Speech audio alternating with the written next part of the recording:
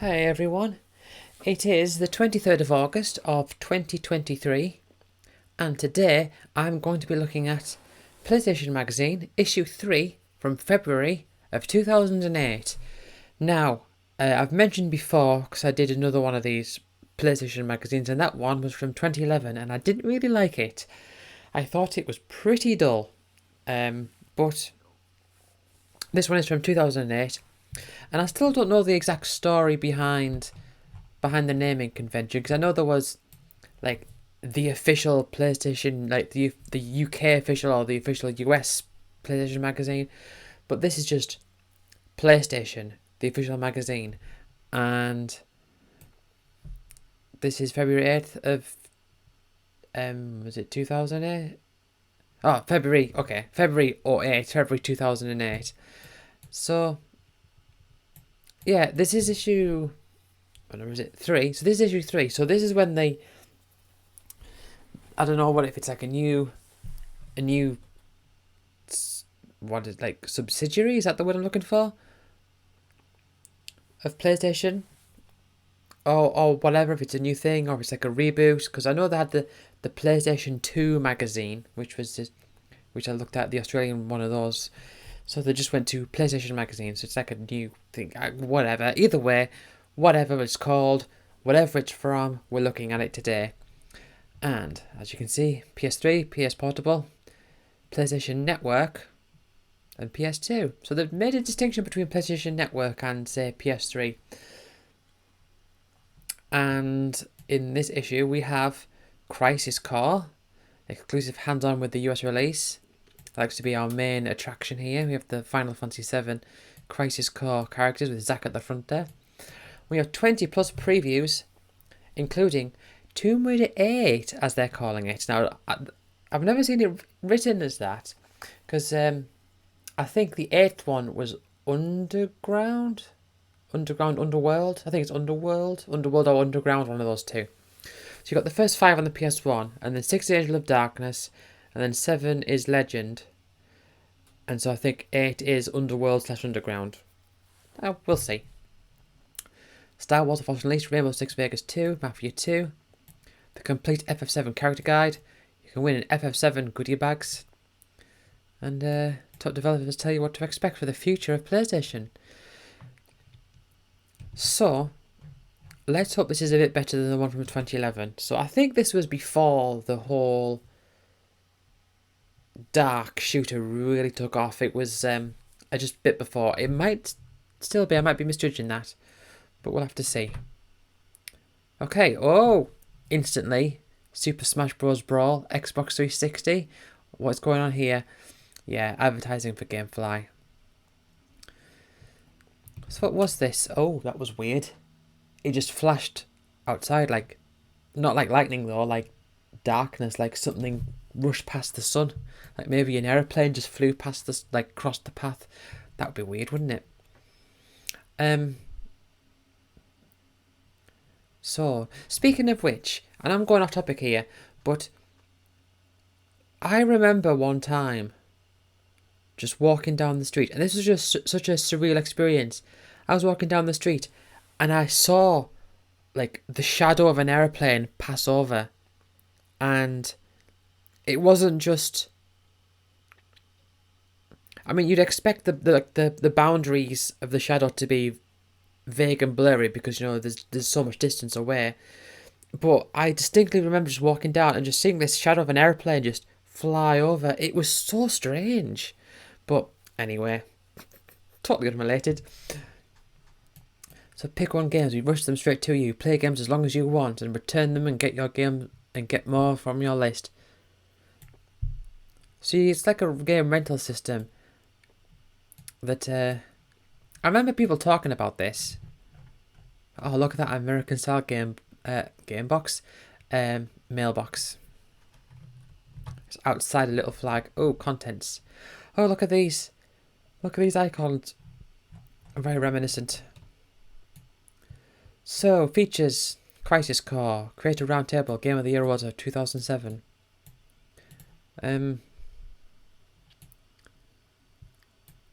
Update Blu-ray reviews. Oh yeah, because they were selling it as a Blu-ray player. So 2008, this would have been before February. This would have been before I got my PS3 because I got my PS3 in November of 2008. So it would have been just before that. Blue Reviews cartoon. They've got the wrong cartoon. PlayStation interview. Players Digest. Yep. Bunch of previews there. Oh, Tomb Raider 8 in highlighted there. Rainbow Islands Evolution. It still looks a bit dark and grey. We've got reviews. Burnout Paradise. Oh, the highlight is to say that's what the picture's of. Anyway, what I've got to say about Burnout Paradise. I did like Burnout Paradise. That was one of my first PS3 games. Atari Classics. Orange Box. That didn't make a big hit on PS3. Oh, and themes. Do you remember the themes for PS3? Oh, Pain. Yeah, I remember that. Never played it. Contents. See? Contents. Editor's note. Oh. Got this little guy here. Let's see what this says first, though. If you ever wanted evidence of the strength of the PlayStation 3 lineup, I believe this issue is it. Ah. Great game sell consoles. It's really that simple. Bells and whistles, be they Blu-ray, lasers, HDMI inputs, internet connectivity, and all the more superfluous if the games take it. All the more superfluous if the games that take advantage of those hardware pieces fail to deliver what gamers want. And it's, you know, I'm going to take my, I've got to remember to take my Bluetooth headphones out because I'm not using them and I don't want to waste the battery. I always forget to do that. Not always, but often. I don't need audio for this. Because when the PS3 launched, that was a big thing. Like, they're saying that they've got all this technology, but they don't have the games. So, Burnout Paradise, Unreal Tournament 3, joining games like Uncharted, Rock Band, Ratchet, Call of Duty 4. See, they're saying calling it Tomb Raider 8 is again there. So I wonder if it didn't actually have a name yet. I wonder if it wasn't properly, like, named. I don't know if that was just like a code word. Ratchet and Clank Future. So that would that be Tools of Destruction? Or Quest for Booty? I don't know. The PSP had a banner year in 2007. The quality of so many games for the system was remarkably high. Occupying my PSP the most was Renegade Squadron and Siphon Filter.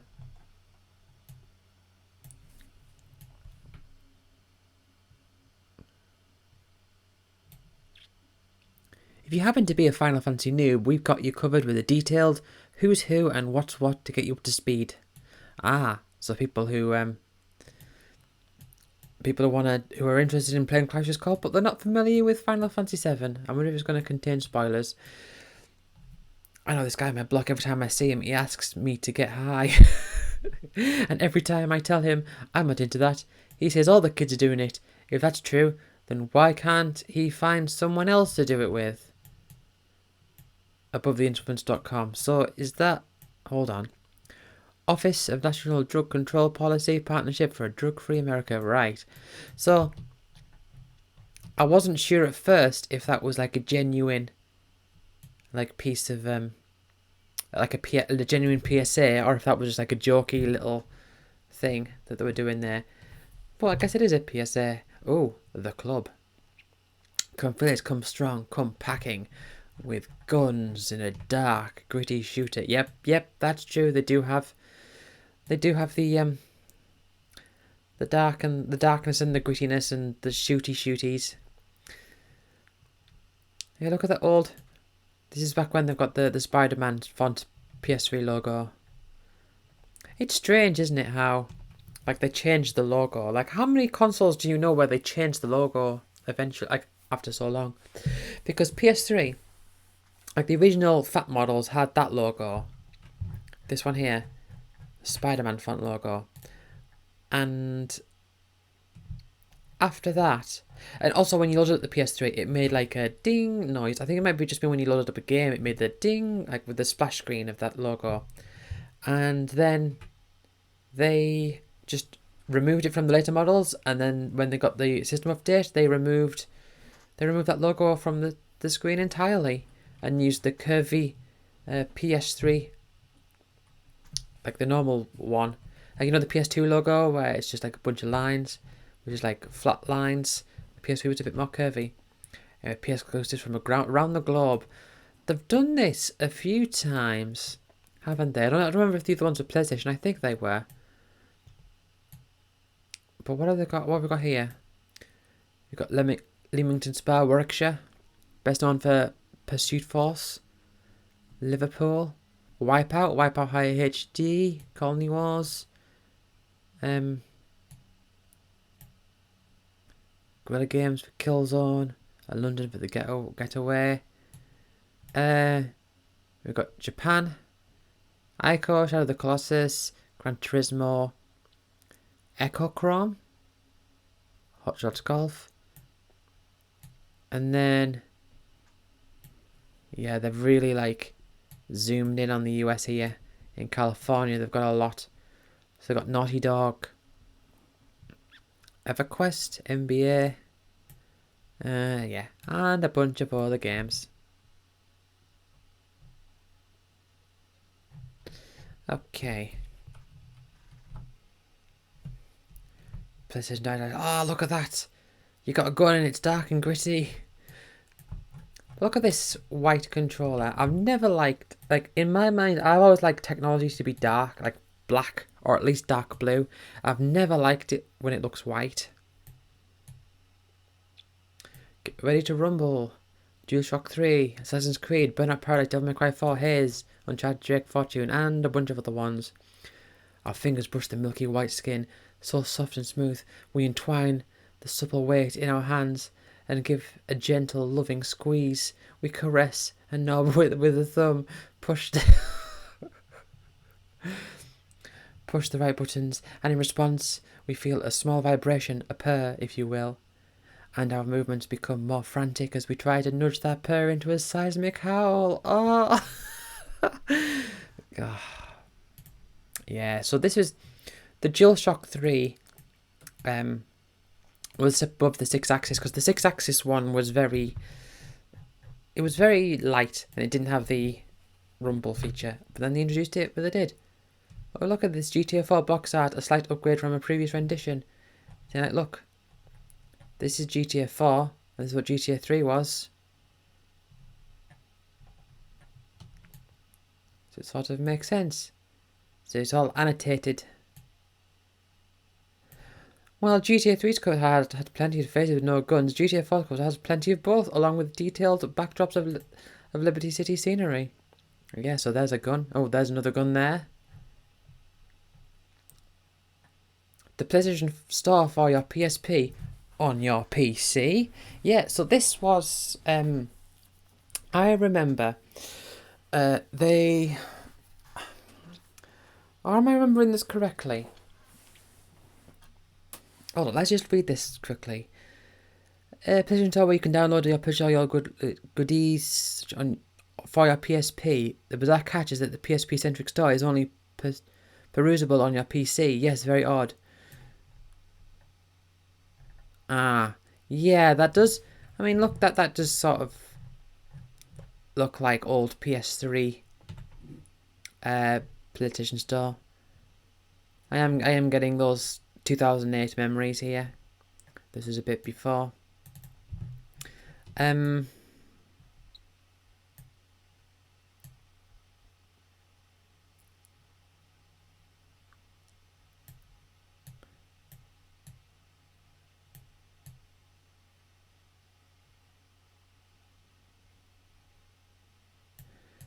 Right. Okay.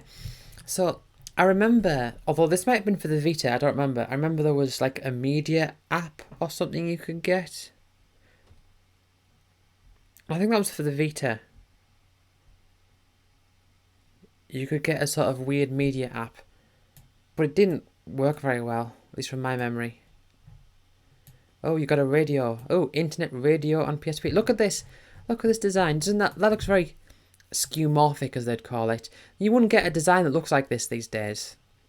You wouldn't get it. It would all be flat.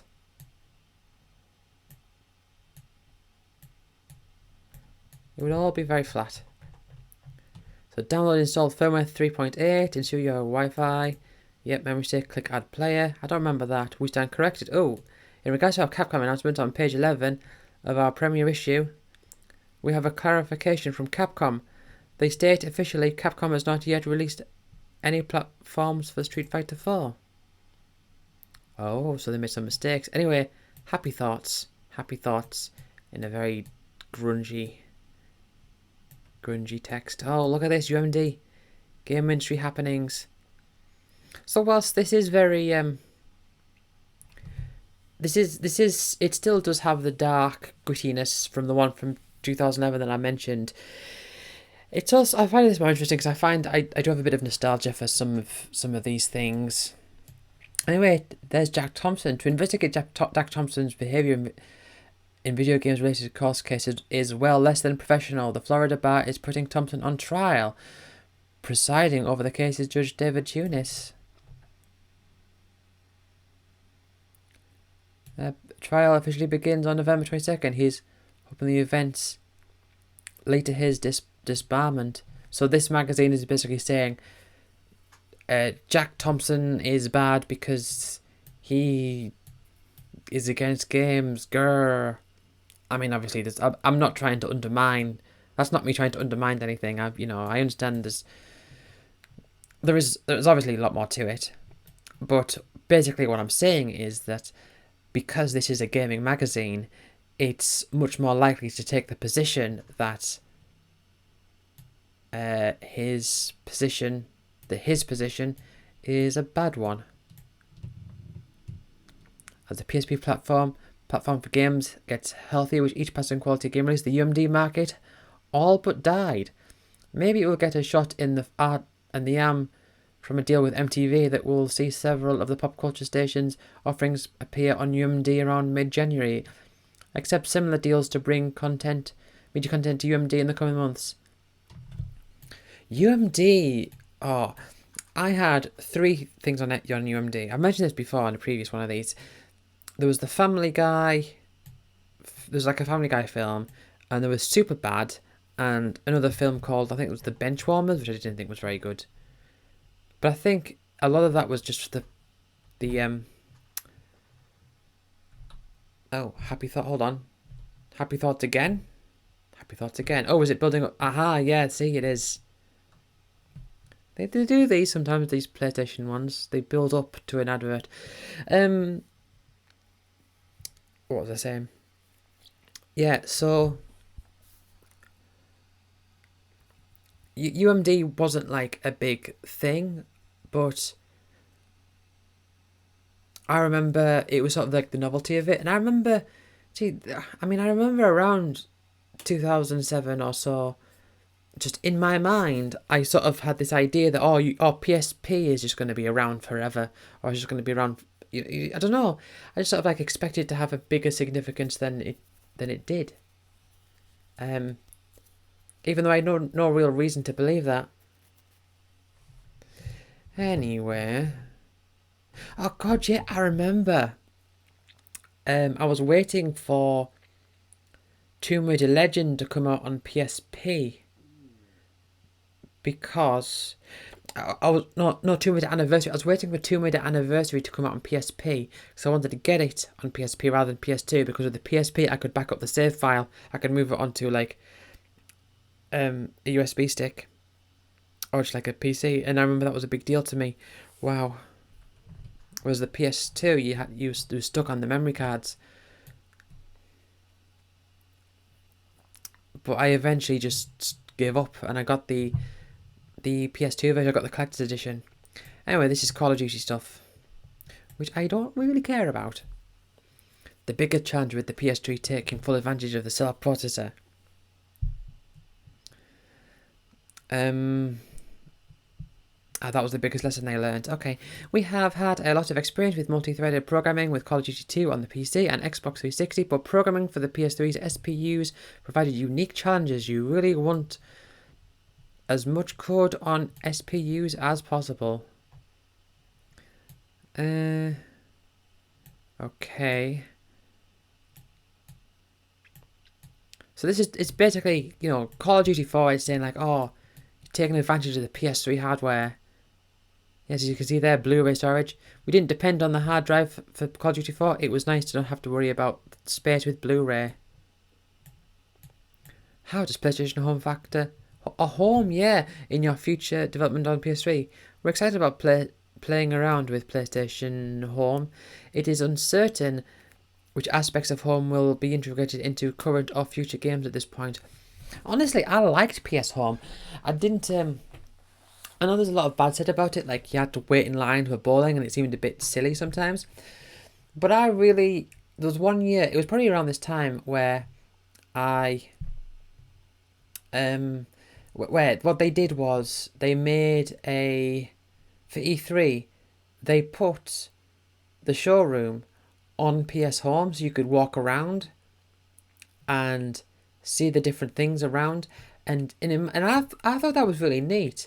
I didn't spend any money on it, but I thought in a way it was really neat. I remember I took a picture with my avatar with one of the characters from one of like the new Tekken game that was coming out. Yeah, that would have been around that time. Maybe a bit later than this, I think. Oh, well, definitely later because, I had my PS3. This was before my PS3 came out. Art and designers tend to be platform agnostic during most of the project. At the end of the project, they refine some of the content for each platform. The programmers develop features for all platforms throughout the project. I didn't even read what the question was there. Anyway, happy thoughts. No, Condemned 2, Bloodshot. Happy thoughts. It turns out the word happy thought leads to something scary. Oh no. Oh no, it's like a doll, which is like a baby, which is meant to be a nice thing, but if you look at it, actually, it's got an eye missing, lots of cracks, which means it's scary. Oh no. It's looking at you. It's looking directly at you. Where babies are normally nice, this one is not. So yeah, that's basically the idea of this thing. Oh god, I zoomed in so far. I've got to zoom out so much. Yep. But that joke was worth it. Anyway, I didn't even mention the 3 legs and the extra head. Okay. Blu-ray Central. Oh, Santa Claus 3. Pirates of the Caribbean and Cars. Post-holiday release malaise. He's not the Messiah, he's just a very naughty boy.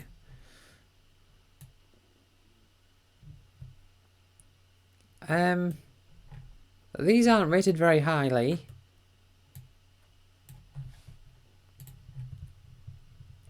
Right. Santa Claus 3, The Escape Clause. Tim Allen reprises his role as Santa for the 3rd time, and Martin Short plays Jack Frost. I forgive you for stopping reading here. A holiday for reading right here. A holiday movie for the family. Occasional, very occasional chuckles. For the family. Occasional, very occasional chuckles. If young kids really like it, then start blooding them on better fare. Whatever that means. Anyway, Pirates of the Caribbean at the World's End, and Cars. And they don't like either of those. What about Zorro? No, they don't like Zorro either. Okay. Well then. Right. Oh, do we have a comic here? Final Fantasy VII Improvements.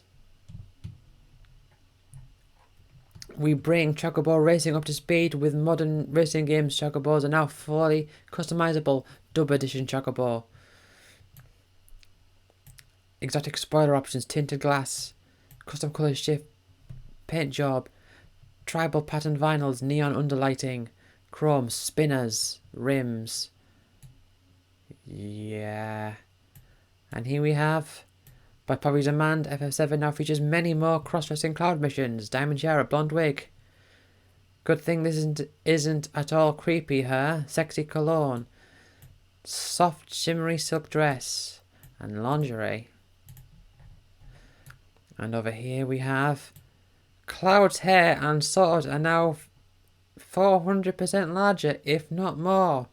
Look, the sword continues off the panel. It's so big. And, yep, there's that about Tifa. And Sephiroth. Now, also Sephiroth now generates his own slash fiction from within the game itself.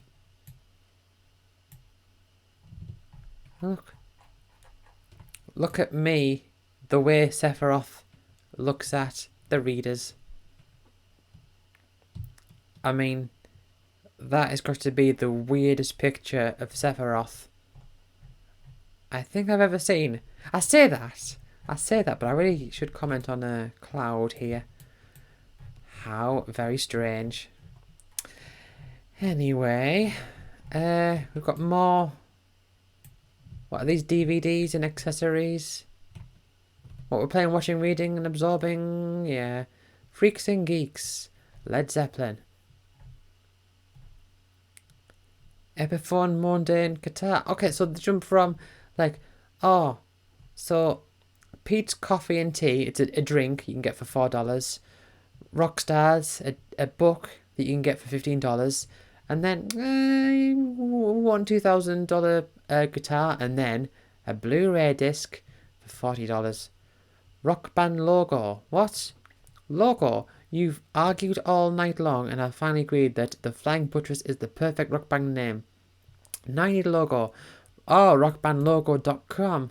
A company in England that designs professional logos, banners and flyers might be a bit costly, but it sure beats spray printing one of your mum's sheets. And Liverpool. Free. We needed a Premier League team to root for and didn't want to jump on Manchester United or Chelsea bandwagon, so Liverpool FC are on some future powerhouse with a lot of upside potential is our new favourite soccer team. Go Reds! Yeah, I mean the team itself isn't free, but you can support who you want. Well, if it's what you want. Anyway, Dragon Wars. Yeah, look at that. Ah! Haha! Okay. I believe... So there was one time in uni we had to design... we had to design a game for the game design course, which involved a title, the word repeat. Oh, I really wish I still had the image, but we had to like design like a box cover, and so mine was called When History Repeats Itself, and the idea was it was sort of like a 2D side-scrolling sort of like can you imagine like gameplay like Castlevania or something, but the levels were randomly generated in a way. It was side-scrolling, so you went from left to right, and you collected gems you could power up, and you had to like restart and use your powered up gems to get some extra features going. And the box art, I believe it was this dragon, and I said the final boss was a dragon called Cornelius. So I had a picture. I think this was a dragon. I had this picture, and I just had like lots of like little gems along the bottom, and I wrote When History Repeats Itself. So that was Cornelius. And that would have made sense because this was 2008, and so that would have been not long after. So that would be what came up in Google image search. Jeez. That's brought back some memories. Tomb Raider 8, right. So they've not first look preview. So they've not actually got the name for this yet. When the Tomb Raider franchise was snatched away or possibly rescued from Siege Creator Core Design and delivered to the eager hands of Crystal Dynamics, it required a near-complete overhaul, fresh off a series of successful Legacy of Kain titles, that Crystal Dynamics then delivered the goods with a superb Tomb Raider legend. The team succeeded in updating iconic heroine Lara Croft's look and delivering a blend of imaginative puzzles, solid combat. much needed control changes and a damn fine story. I can't say much about the story, but I've got to say, I feel like the control changes and the puzzles were much, much worse. Tomb Raider Legends, it was just a lot. There was a lot of just like going from room to room, and like every room would have like a challenge, and then you complete the challenge, and then you go to the next room. Whereas the previous Tomb Raiders had you going back and forth, like, you know, you found keys, and it's like, oh, this thing opened one door, but it also closed another door, so you need to find a combination of doors opening and being opened and closed to create the path that will allow you to do this other thing. And it was very good, and I really liked the controls. I know people hate the tank controls, but I love them. Right.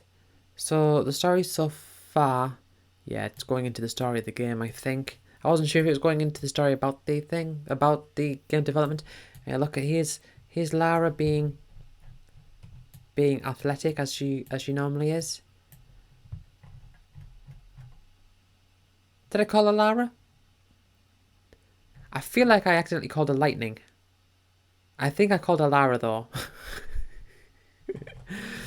Anyway, as the massive HD panel being used for our hands-off demo powered up, we got our first glimpse of the new Lara standing in dense jungle with ruins in the distance. Rainwater ran down her clearly more detailed body, while many of the tweaks made to appearance in Legend are subtle. They add up to a Lara that is the closest to looking like a real woman yet, and conveys the character's athleticism better than ever. Speaking of fighting, among the many new mechanics introduced to Legend were Lara's close quarter moves, launching off enemies' bodies, kicking them into the air, and just plain kicking them. You know what you know what, right? The first few Tomb Raider games I played, I thought, you know what this game is really lacking? It's kicking. It's if only I could kick the enemies. Moves of that sort will return, but she'll be able to employ some equally cool new tactics in battle. For once, she can target 2 enemies at once while using her trademark dual pistols, or any pair of one-handed weapons. Ah, yes. Yeah, because in the original series, you had like there was the 2, like the weapons that required like one hand. We had 2 of them, like the Uzis or the automatic pistols or the Magnum in the first game. And then you also had like 2-handed weapons like the shotgun and the M15. The bike is back. Oh god, yeah. I think I kind of remember that. I remember some sort of vehicle section that I did not like. I didn't really like Tomb Raider Legend in general. I thought it was just like, I really loved the first few games, but then it was just like, this is just like a generic action game of sorts.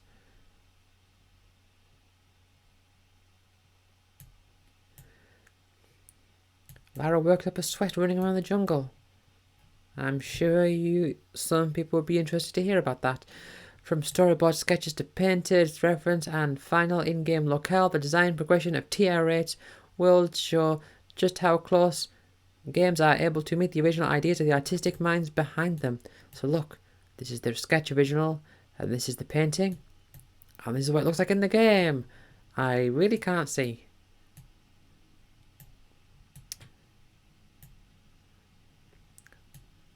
When we could see more of what is sure to be one of the PS3's biggest games this year, Randy Nelson.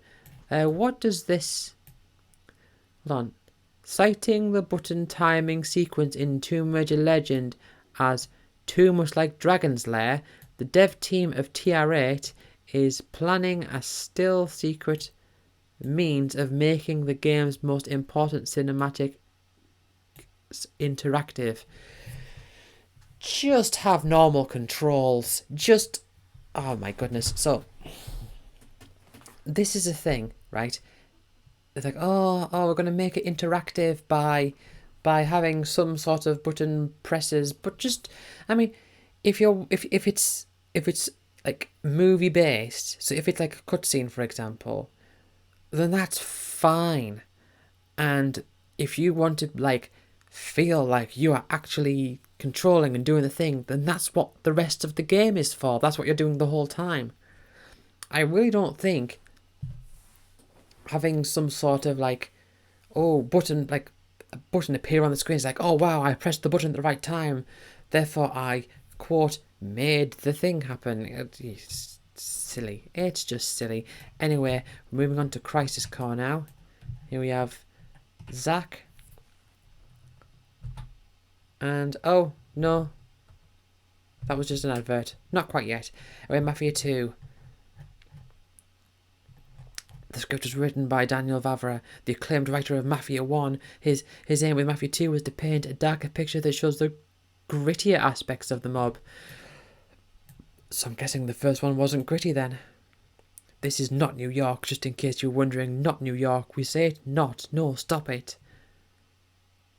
Yeah, it's non-specific city. Since the original Mafia shipped in 2002, there's a good chance many gamers, particularly PlayStation owners, missed the open-world shenanigans set in the fictional world of Lost Haven. Maybe. It's World War II, shooter, hidden and dangerous. Mafia similarly illustrated a keen game design. And this sequel is already packing with visuals and buzz to put it atop our must-see list. Okay then, Rob Smith. Look, this guy has a gun. This guy has an eye patch. This guy has money. So whether you like guns, eye patches or money, this game has something for you. Now, this is an advert for the Marines.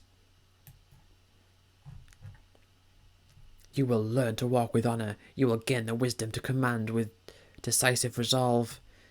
You will take your place among the most elite warriors on earth if you have what it takes to make it. Marines, the few, the proud, Marines.com. You can apply to the Marines.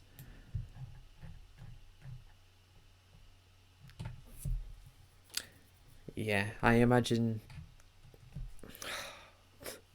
I can imagine something like, oh yeah, I've got what it takes. Oh yeah, what's the name for that? It's not reverse psychology. Reverse psychology is where you say like, well, I don't want you to do this. And they're like, oh, fine, then I will then. You try to trick them into thinking that you want something different. You try to make them contradict you. So what's the one where it's like, you know, like when parents say to their kids, who can tidy their room the fastest? Something like that. It feels like that. The Force Unleashed. Right. This is so dull.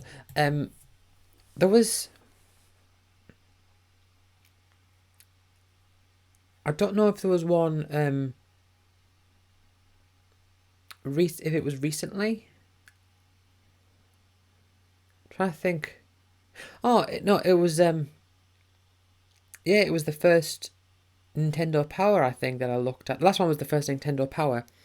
And I was saying how they tried to make it look like a comic. This one, I mean, obviously they're not going to go for the kid-style cartoons and everything. But I feel like a lot of these pages, it's like... It's like there's a lot of emphasis put on the brand of the magazine, that the branding of the games is sort of put aside. So when you turn to a page, it's like, okay, this is obviously a page from, it looks like a page from PlayStation Magazine that ran from such and such year to such and such year. It's very clearly that because of the formatting. But at the same time, you could turn to any of these pages, and if you couldn't read, right, or say if like you just like took a quick glimpse at one of these pages, like in a session, like in a moment, and you didn't read the words, you wouldn't know what games we're talking about, because the pages just look the same. I mean, look at that Mafia 2 there, right? And Tomb Raider 8 here. So like that, and that, and that, and then as you can see there, like it just looks the same. Anyway, The Force Unleashed. First look preview. Isn't this the one... I don't know if it was The Force Unleashed or The Force Unleashed 2 where they made a big deal about how you have lots of moves. Oh, because I remember I saw a video someone did. I can't remember who it was, but they did a video about the original Thief series, the first couple of Thief games, to talk about why those games are good.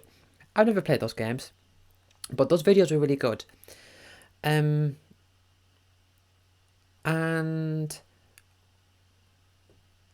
those videos, they were talking about how more modern games, there's a lot of focus on just how many things you can do and quote options that you've got, but where there isn't really significance to them.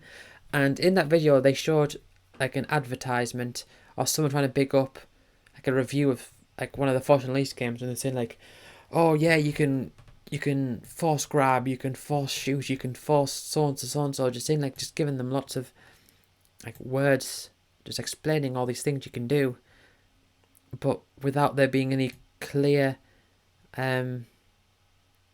what's the word I'm looking for? Significance to them. The bold pre-release statement is inspired by witnessing the underlying technology blended with the brash design of the powers you'll wield. Oh, there you go. Just a mission or two into the adventure. Oh, no. And you'll use your force power to grab a TIE fighter like a full-size one, not the model in a space station dock and filling it at enemies. These green text at the side is like a like an extra context, I guess. The next installment. Since the movies are now done, any Star Wars story, all the movies were done. Yeah, so this was after the trilogy, the original trilogy. Which I think the only Star Wars I've ever seen was Episode 3, and I don't remember anything from it at all. I'm not a fan of Star Wars, but it was since then they released Episode 7, 8, and 9, isn't it? In The Force Unleashed, you'll play through events that bring you to the start of the classic Episode 4. You take the role of Darth Vader's secret apprentice, a Jedi-powered youth with his own history revealed throughout the game. Okay. But isn't Darth Vader a Sith? Darth Vader is Anakin. Is that right? And is Darth Vader a Sith? Not that I really know. Like I say, my knowledge is very low. I know there's Sith and I know there's Jedi, and Jedi are the good ones, and Jedi use the Force. That's like my knowledge.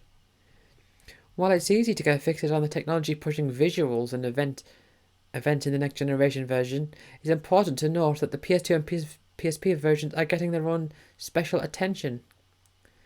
So they're saying, look, you can still get us on PS2. Right, and here we have more Star Wars, more screenshots of Force powers. What is the vision for the Force? For this game, it's totally reimagined, amped up, and unleashed with new ferocity that is still under your control. What is the core gameplay? Essentially, what's fun? And that's basically kicking everyone's ass using the Force. Yeah, that really makes sense. Who are you? Who are you? When does the game take place? Yeah. Anyway, that's Star Wars. That's Star Wars. Anyway, here we had an advert for the Marines, and now we have an advert for the Navy. And I've got to say, within the context of 2023 and recent events, I don't think this is going to be as appealing to people as it may once have been.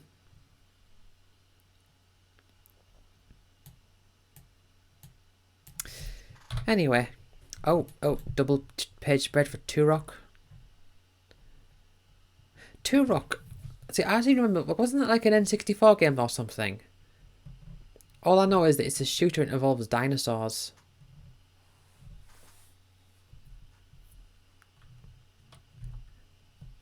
Yeah, look at this, like it looks the same again. Rainbow Six, Vegas 2.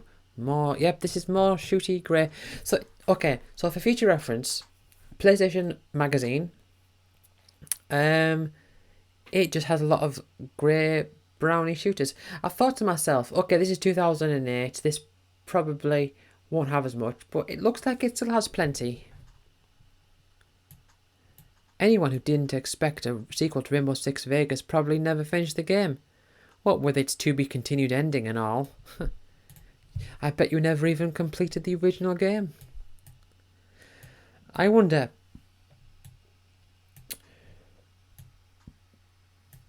Oh, hold on. Yeah, if you look at these, so these are the good, the bad, the ugly. So Rainbow Six Vegas, the bad is Rogue Spear, and the but fugly.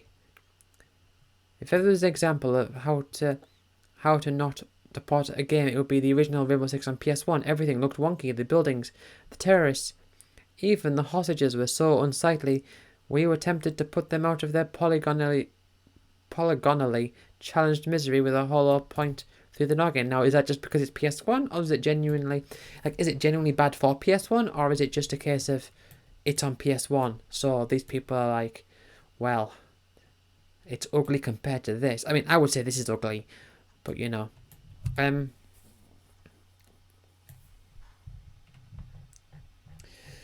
so Zong, those dudes have shields. So I think, I mean, the latest Rainbow Six game I'm aware of, never played it, never been interested. The latest one I'm aware of, I think, is Rainbow Six Siege, which I think now, these days, we still have like shooters, but I think they're not quite as dark and grey as what they once were. I mean, like, look at this screenshot, for example. Like, I can make out there's a guy with a gun shooting at a guy with a shield there, but it's just so dark and grey. Can barely make anything out. Conflict denied ops, another dark grey shooter. So yeah, this is basically telling me perhaps 2008 is still too recent, especially, I mean, okay, for PlayStation. So, I mean, I could still do like Nintendo ones or whatever from these times. You know, it's interesting. Nintendo with the Wii, they were really going after the, you know, like the casual market.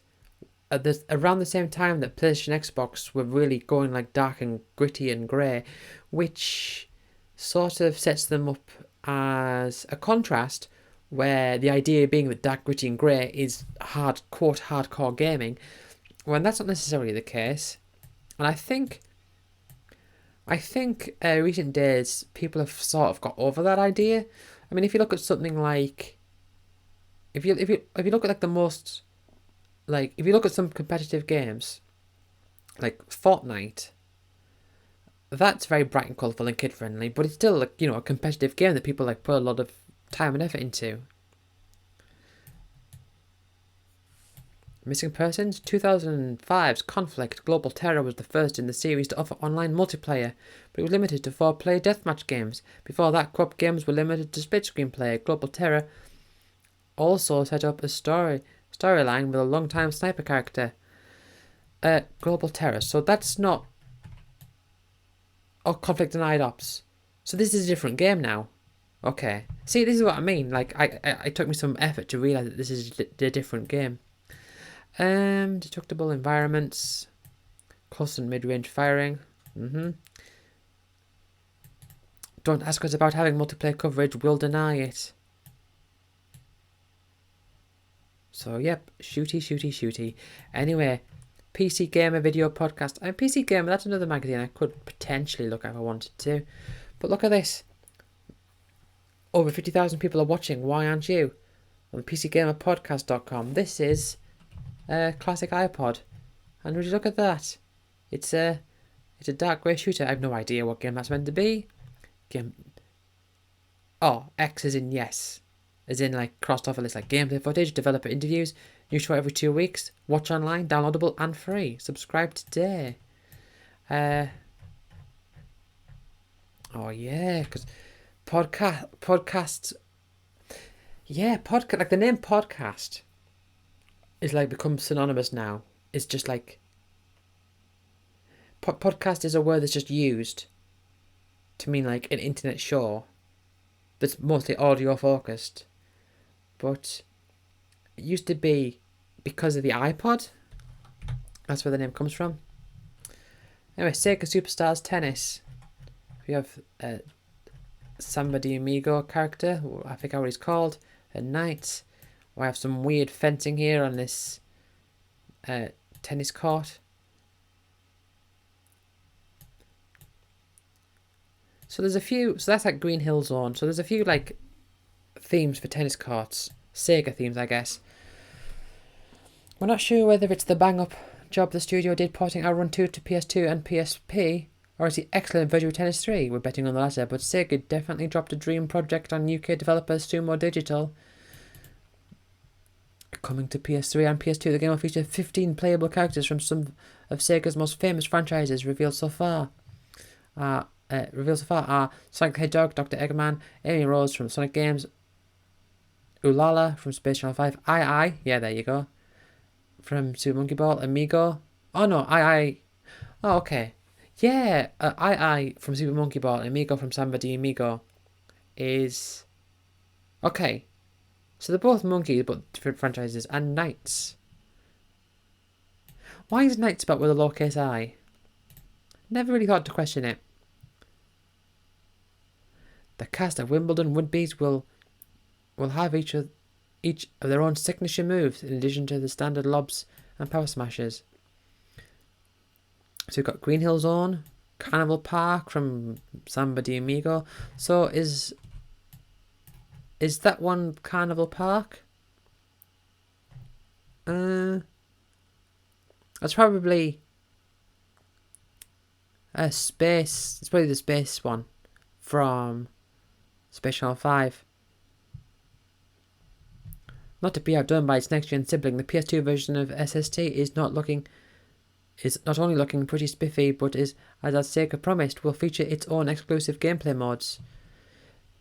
So at this stage, they were definitely like, they were definitely still working on PS2. Like, you know, they were saying like, look, you've got a PS2, that's fine. We're still bringing out PS2 games. Although it was sort of, they started to treat it as like a casual machine, so they started bringing out things like Buzz and all that. So they sort of shifted their focus with it.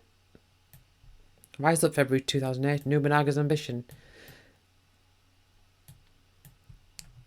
So what is Nobunaga's Ambition? Is it like a... Hold on. So, it looks a bit like a tactics game. I don't think it's related to Dynasty Warriors other than, you know, the characters and all that, but... To unite all under heaven. Or Nobunaga. No, Nobunaga is Japanese. So it'd be Samurai Warriors is what I'm thinking of. But it looks like, hold on, who? Ah, Koei. So it is potentially linked. So I was going to say, it looks like the same character from the... I believe the same character from the Samurai Warriors games. Oh, Dark Sector. Oh, wow, remember this game? Beat the weapon, unleash the power, become the hero. Don't remember ever seeing it, but I remember seeing, you know, images of it and hearing about it on PS3. I remember seeing this guy with his weapon. Battlefield Bad Company. The massive PC online franchise brings its Fragfest to PS3. What's evolved from the PS2 outing to take advantage of the PS3? They're still trying to sell people on the PS3. Firstly, it's the great amount of destruction that we now have in the environment. About 90% is now completely destructible, which will give many new opportunities for emergent gameplay. Will the single player mode serve as essentially training tutorial to get soldiers prepared for the intense online multiplayer battles? That's a strange way of framing it, isn't it? Maybe this was the start of that. Of the whole thing of... Hold on, that's what they say. The single player campaign is built as a standalone experience, but can definitely also be played to prepare players before going online. You can use the offline mode to learn drive specific vehicles, or perhaps to hone your specific skills with certain weapons. But mostly we hope people will play it because it's fun. Yeah, so I think this might be about the time when the single player was just like the much more emphasis put on multiplayer. But anyway, over here we are back with Vengeance Samurai Warriors 2 Extreme Legends. I was just talking about Samurai Warriors 2. yes.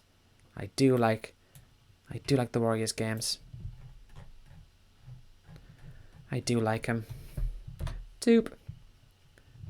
Oh, this is more. More. Any plans to support 6-axis control for any element on the battlefield? And what about the rumble for DualShock 3? It won't support 6-axis controls, but we will utilise the rumble support of the DualShock 3.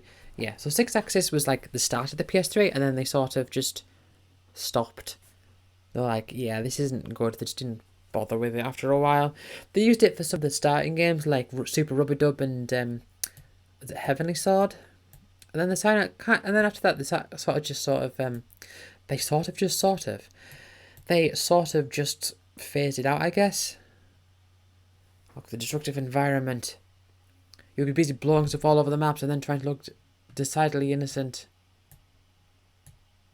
Look, this guy has a gun and explosions and it's quite dark. Whoa, would you believe it? Anyway, moving on to a completely differently looking game here. From the studio that brought you Gears of War, Unreal Tournament 3. Yeah, 3. I kind of remembered that. Oh, Dynasty Warriors 6. Ah, yeah. I was thinking, do I know 6? And then I was looking at that and I was thinking, I'm not sure if I do. And then I remembered they actually changed the style, so it's actually light blue. It's not the style isn't like the yellow that they've got there. Anyway, Twisted Metal Head On Extra Twisted Edition. So this one's about cars blowing each other up. This is the one with Sweet Tooth and the ice cream van. We can only imagine the kinds of wacky or disturbing goodies Dave Jaffe and crew have cooked up for Sweet Tooth's sweet tour on foot level. Twisted Metal. Yeah, there was a Twisted Metal game on PS3. I remember they were announced that at E3. I think one year they had Twisted Metal at E3 and it was the last game they announced. And they'd like they brought the ice cream van, like an ice cream van on stage, I think. How excited can you really get over PSP game? Oh, maybe it wasn't this one then. It's coming to PS2. Actually, quite a bit. They did that, didn't they? There was a few times they had PSP games that they then brought out on PS2. I think that might be the case with Daxter, and there was the Jak and Daxter Lost Frontier game, and I think there was one of the Ratchet and Clank games. Size Matters, was it? I can't remember. There was a few that they brought over to PS2. So this isn't the one I'm thinking of then. As you'd hope, the head-on part of the game gives you access to 18 vehicles, each with their own special attacks. Like the PSP version, this portion of Extra Twisted Edition will feature combat arenas in Los Angeles, Egypt, Tokyo, and Paris, in addition to a yet-to-be-revealed new locale exclusive to PS2. Yeah, so this is very much one of those games that's multiplayer focused. Like, the style of game is multiplayer focused, but I'm guessing there's sort of like a single player campaign of sorts which plays like the multiplayer would, but with extra stuff. I'm guessing, because there's a few games like that. But anyway, Dynasty Warriors 6, not all that great if I'm honest. Dynasty Warriors 3 was brilliant. Dynasty Warriors 4 was pretty good. I didn't really play it too much. Didn't play 5, and then 6 was like, and then 7 was like, I heard 8 is good, and I've heard 9 is awful, but who knows? Anyway, Dark Sector. See, look, I turned the page. And honestly, it does not help that all the games look so dark and gritty. It does not help. Glaive, an archaic or sword or broadsword. Dictionary.com. Oh, that's how you find out the words. Several years ago, with most of its time devoted to developing. I read that as if it was part of the game lore. Developing project alongside Epic Games Digital Extremes was also plotting a few projects of its own. Company president James Schmalz had a poster in his office depicting a sci-fi dude in a black form-fitting suit overlooking his shoulder. That was the beginnings of the game Dark Sector.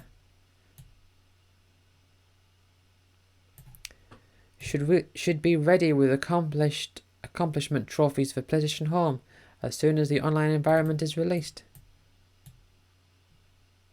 A significant change to the combat system has helped give an extra visceral edge to the action dual wielding. Okay, so dual wielding is the thing. And oh, it's so dark and gritty, and death and blood, and combat and things dying. According to Sinclair, some of the moves emerged from a happy accident. Or, you could say, have emerged serendipitously in an early build of the engine, where the glaive hitting a target would cause it to thrash and spew blood seemingly by the gallon. This cool effect then made it into the design, so they saw it and thought, yeah, that's cool, let's do more of that. But on purpose this time. PlayStation Gallery, Devil May Cry 4, yeah. God of War, Chains of Olympus. Is that the PSP one, yeah? Yeah. That Rainbow Islands Evolution. The title couldn't say it better. PSP owners are in for a true evolution of the classic coin-op Rainbow Islands. The original Rainbow Island was actually a sequel to another arcade favourite, Bubble Bobble, with its dino characters, Bub and Bob, freed from reptilian form and able to shoot rainbows. Cute much? That mechanic will be put to use on PSP, as the duo takes on an evil record label, polluting the island with their tunes. Rainbows can be used as makeshift platforms, or to send baddies packing, or if you have 4-player ad hoc against your friends. I think I had this game, but I don't think I played it much. I remember there was Revolution on DS and then Evolution on PSP. Sony's fantastically futuristic fast maglev racing series rolls back onto PSP with some nifty new features and a race course reset. A race course reset? What does that mean? Pulse will feature 12 brand new courses to hurdle through and a new mag strip track surface that enables them to feature loops, corkscrews and hair-raising 90-degree drops. The second portable installment. See, there is that whole thing again of not needing to... They can't say wipe out Pulse again, they have to say this second portable installment in the series will also allow you to take screenshots both during and after races. Like, that would be hard to do during, wouldn't it? To share with friends and listen to custom soundtracks by means of the user-stored MP3s on the memory stick. All we can ask for now is for SCE Liverpool to use the PSP's full CPU speed, ensuring silky smooth 60 FPS thrills. So what was the first one on PSP? I don't know. I remember I had Wipeout HD. There's like a download on the PS3. That was hard. You had to really make sure that you hit the speed boost, and if you missed the speed boost, it was just like, you're gonna lose. Turok. So this has dinosaurs, does it not? We took the multiplayer spin. The dinosaurs. Though the level and weapon design are original and stylish in their own right, chasing down enemies only to be mugged by raptor leaping for your throat is an unexpected twist. Yeah, well, now if you know what Turok is about. Patapon. I don't think I had this game. I think I might have had a demo. Or I might have had it downloaded. But I remember it was sort of rhythm based. So it goes pata pata pata pon. Pata pata pata pon. And you have to like press the buttons at the right time or something. Again, very basic. But I think it's very much in that early PSP game style. Similar to Loco Roco.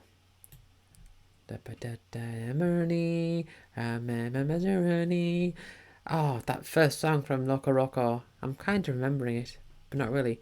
Da da da da da da da da da da da da da.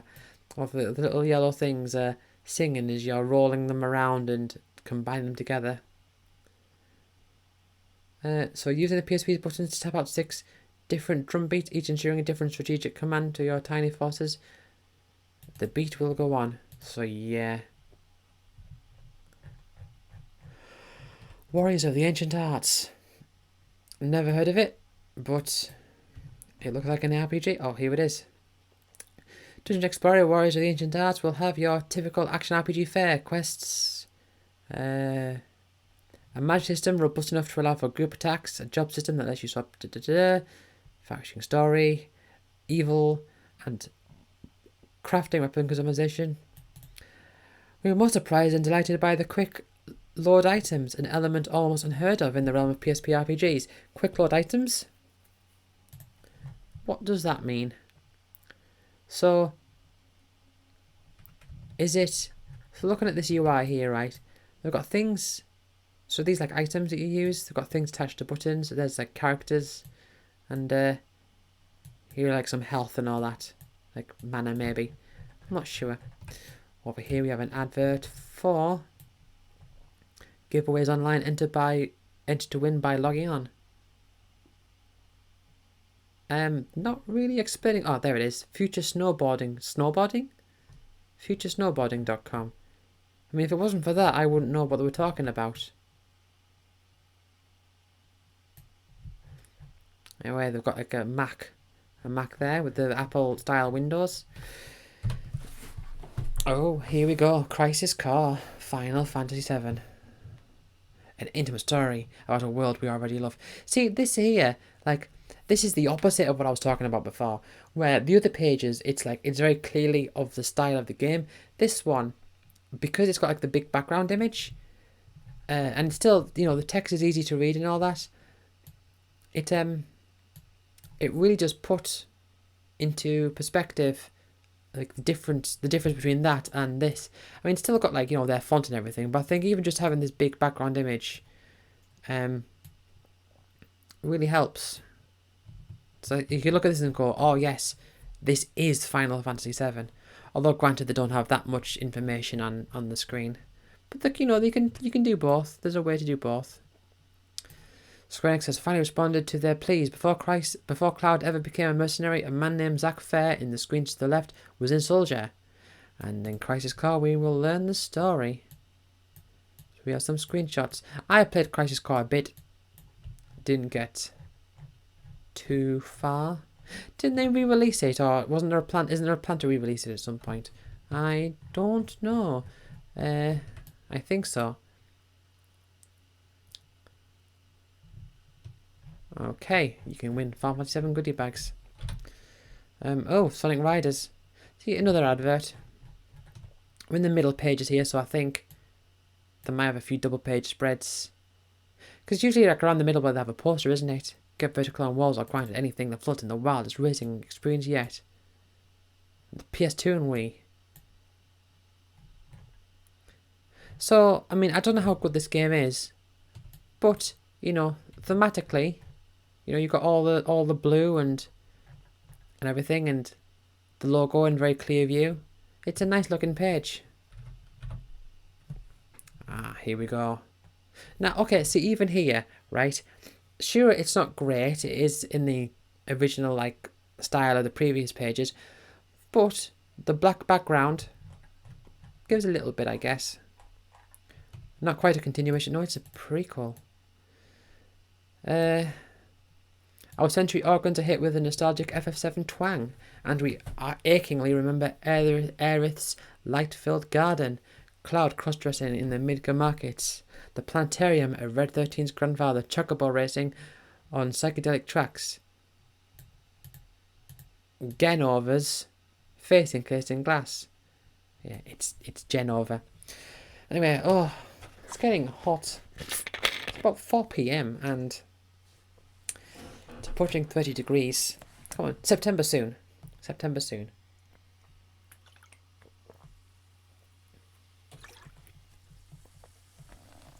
Just having a bit of a drink there. I'm going to get one of my mints. I'll probably hear this little tub of little peppermint mints. Not as good as the spearmint ones, but they do their job of making it easier to talk for so long. Right. Sephiroth's tortured expression and the music that played whenever Rufus was president. I thought you said whenever Rufus was president, and whenever Rufus was president. The music that played whenever Rufus was president. There's a music specifically for Rufus. I don't remember that. Maybe there is.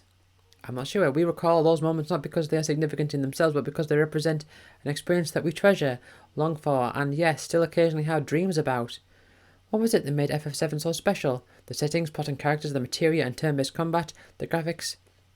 Oh, so revolutionary for its time. Or was it the sheer number of secrets, the little touches of humour, and the ability to buff your characters to insane degrees, and then fight still more powerful enemies? So yeah, not quite a continuation. Here's it saying it's a sequel. See what they did there? 7 years, Final Fantasy 7. After number 7, it's a consistency. You know, look, all lucky sevens, Final Fantasy 7, get it? And it will feature the story of Zack Fair. Some of the more familiar characters in the original game will make cameos, and some more than cameos, but our lips are sealed. Ooh, secret.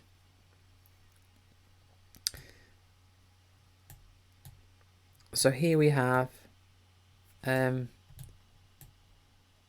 information about some characters. Oh, so got some history here.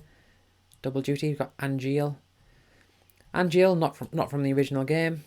Good-natured, wise and honourable, Angeal is Soldier's first class and Zack's mentor and role model. He grew up in the countryside and was raised to treasure pride above all. But what inscrutable actions will his philosophy cause him to do? And here we have Genesis, also not in the original game. So these are new characters for this game. His athletic prowess and handsome looks compare with Sephiroth's. Though Genesis will never get the same level of attention, he's a devoted student of the epic poem Loveless. Anyway, he's 25, so he is... hold on. Angeal is 25.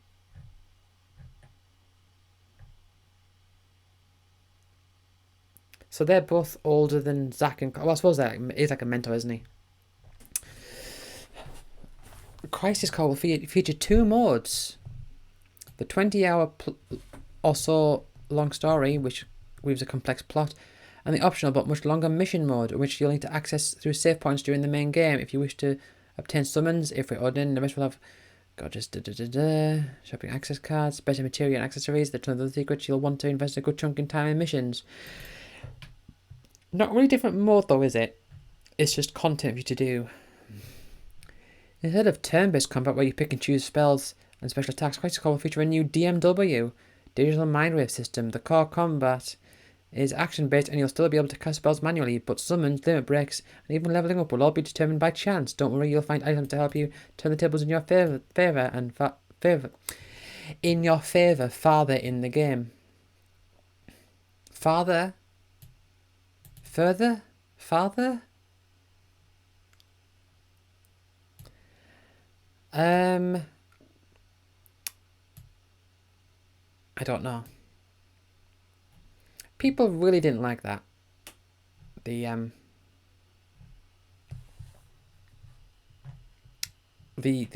not going to read that bit there. People really didn't like the randomness of the DMW system. Although I think it was made out to be more random than it was. But I remember it's the type of thing where people are like, oh well, it can happen. You never know. Anyway, here we have a cat. I'm in your magazine. Oh look, it's so memey. Showing you the games radar. GameRadar.com for your gaming news, previews, and stuff. News, previews, reviews, videos, features, babes, etc. Yeah, okay.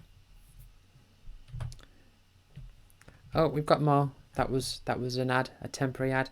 So we have Sephiroth, Aerith Gainsborough. I still call her Aeris. I don't know, it's just...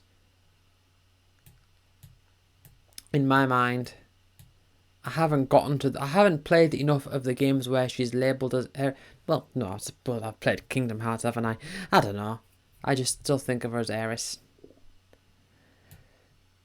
Okay, you'll be able to play the game on hard mode, an option that doesn't exist in the Japanese version. Oh, we heard some of the voiceovers too. While typical dub lag is present for now, where characters make emphatic hand motions 3 seconds after they've already finished their sentence, we found the voiceovers so far to be well suited for the characters.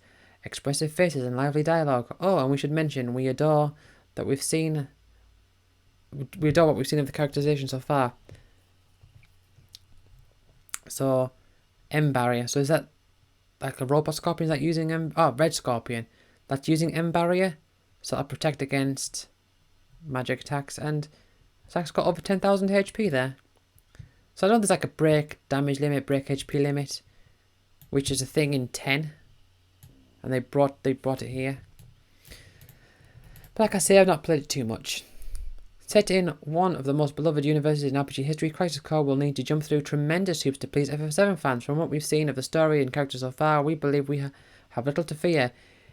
In the 2 chapters we played, Crisis Core handled both with depth and focus. We're a little wary of the changes to the battle system though. By modernising combat solo action-based instead of party turn-based, the game might not offer the strategizing we loved in its predecessor. Then again, coupled with the DMW, it might add a much-needed fresh face to what might seem today like a musty outdated combat system. The jury's still out, but we have high hopes. Yeah, so even like in 2008 people were saying that turn-based was outdated, and I can guarantee you that even like long before that in 2002 people were saying that turn-based was outdated. It doesn't make any sense, it never has made any sense, and it never will. And yet people will continue to say it. After all, when I first played Pokemon and Final Fantasy VIII in the late 90s, turn-based combat was completely new to me, and to me it was like, oh wow, this is fantastic, because it's more about your choices, it's more about your decisions, and I really loved that. And I don't think any advancement in technology is going to make me suddenly not think that. I'm not going to be like, oh wow, I used to think that, but now with this virtual reality I can move around my body and no, it's not going to work. Anyway, so we've got some more history here. The Turks, Shinra. Professor Hojo, the main scientist heading Shinra's research, is a twisted individual who performs diabolical experiments on his wife and unborn son. The Buster Sword, the original. So, here's what's interesting, right? The iconic weapon of Final Fantasy VII is the Buster Sword, which is Cloud's weakest weapon in the game. But other games, like say Legend of Zelda Ocarina of Time, the iconic weapon is the Master Sword, which is the best weapon in the game. I've always found that interesting. Anyway, look at that presented by Windows Vista Ultimate. Again, rather skeuomorphic logos here that we wouldn't see. If you don't know, skeuomorphic basically means made to represent like a physical object. So if something's got like a 3D effect on, or it shows you like wheels and screws, that's skeuomorphic. Which Windows kind of was. If you look at Windows Vista, like the way the translucent bars, like header bars from the Windows, they did have that effect.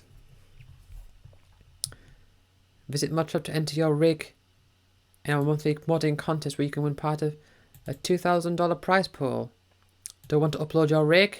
Come to the mod shop and check out the modded rigs on the net and vote which determine what machine takes home the ultimate prize. What are they? PC modders. I was thinking, what are they talking about? Rig? Are they talking about PCs? Or talking about cars? Oh. The Great Roundtable. This is a interesting looking screen here.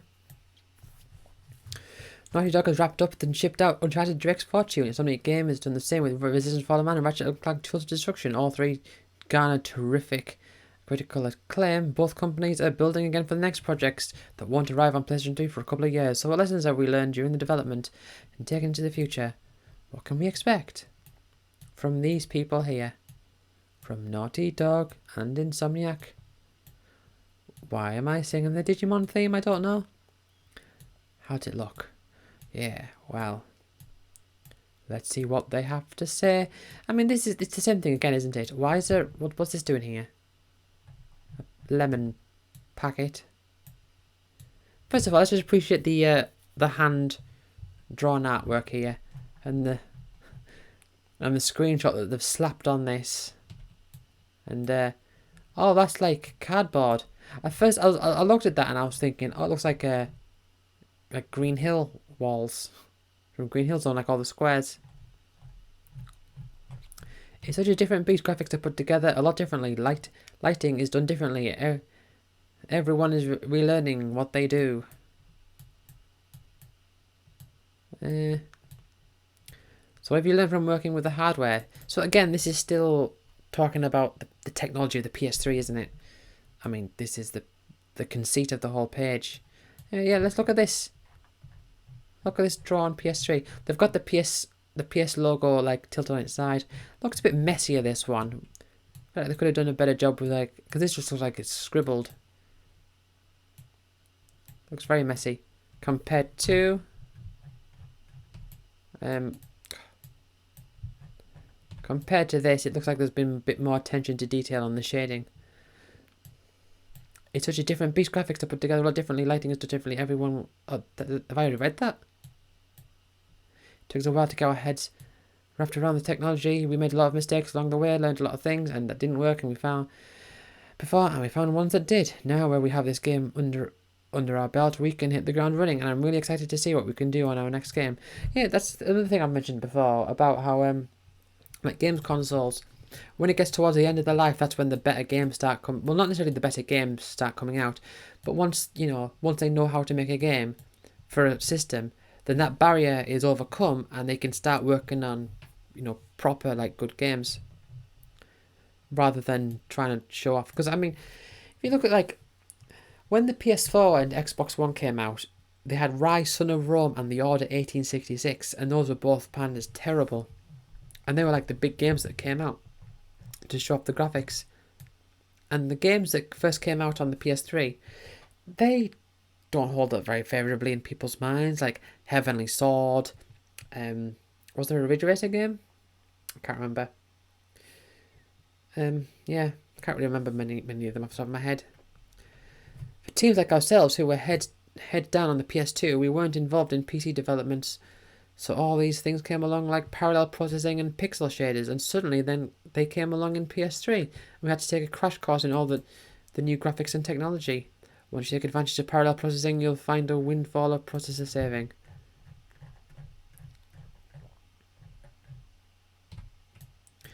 So that processor feels like a black hole. We keep throwing more and more at it and it doesn't break a sweat. Right. Oh, and there's more. Look at this drawing of the control. I mean, okay, so this is a much better, I mean, they're missing the logo, but this is a much better looking sketch of the system itself. But this controller looks so wonky.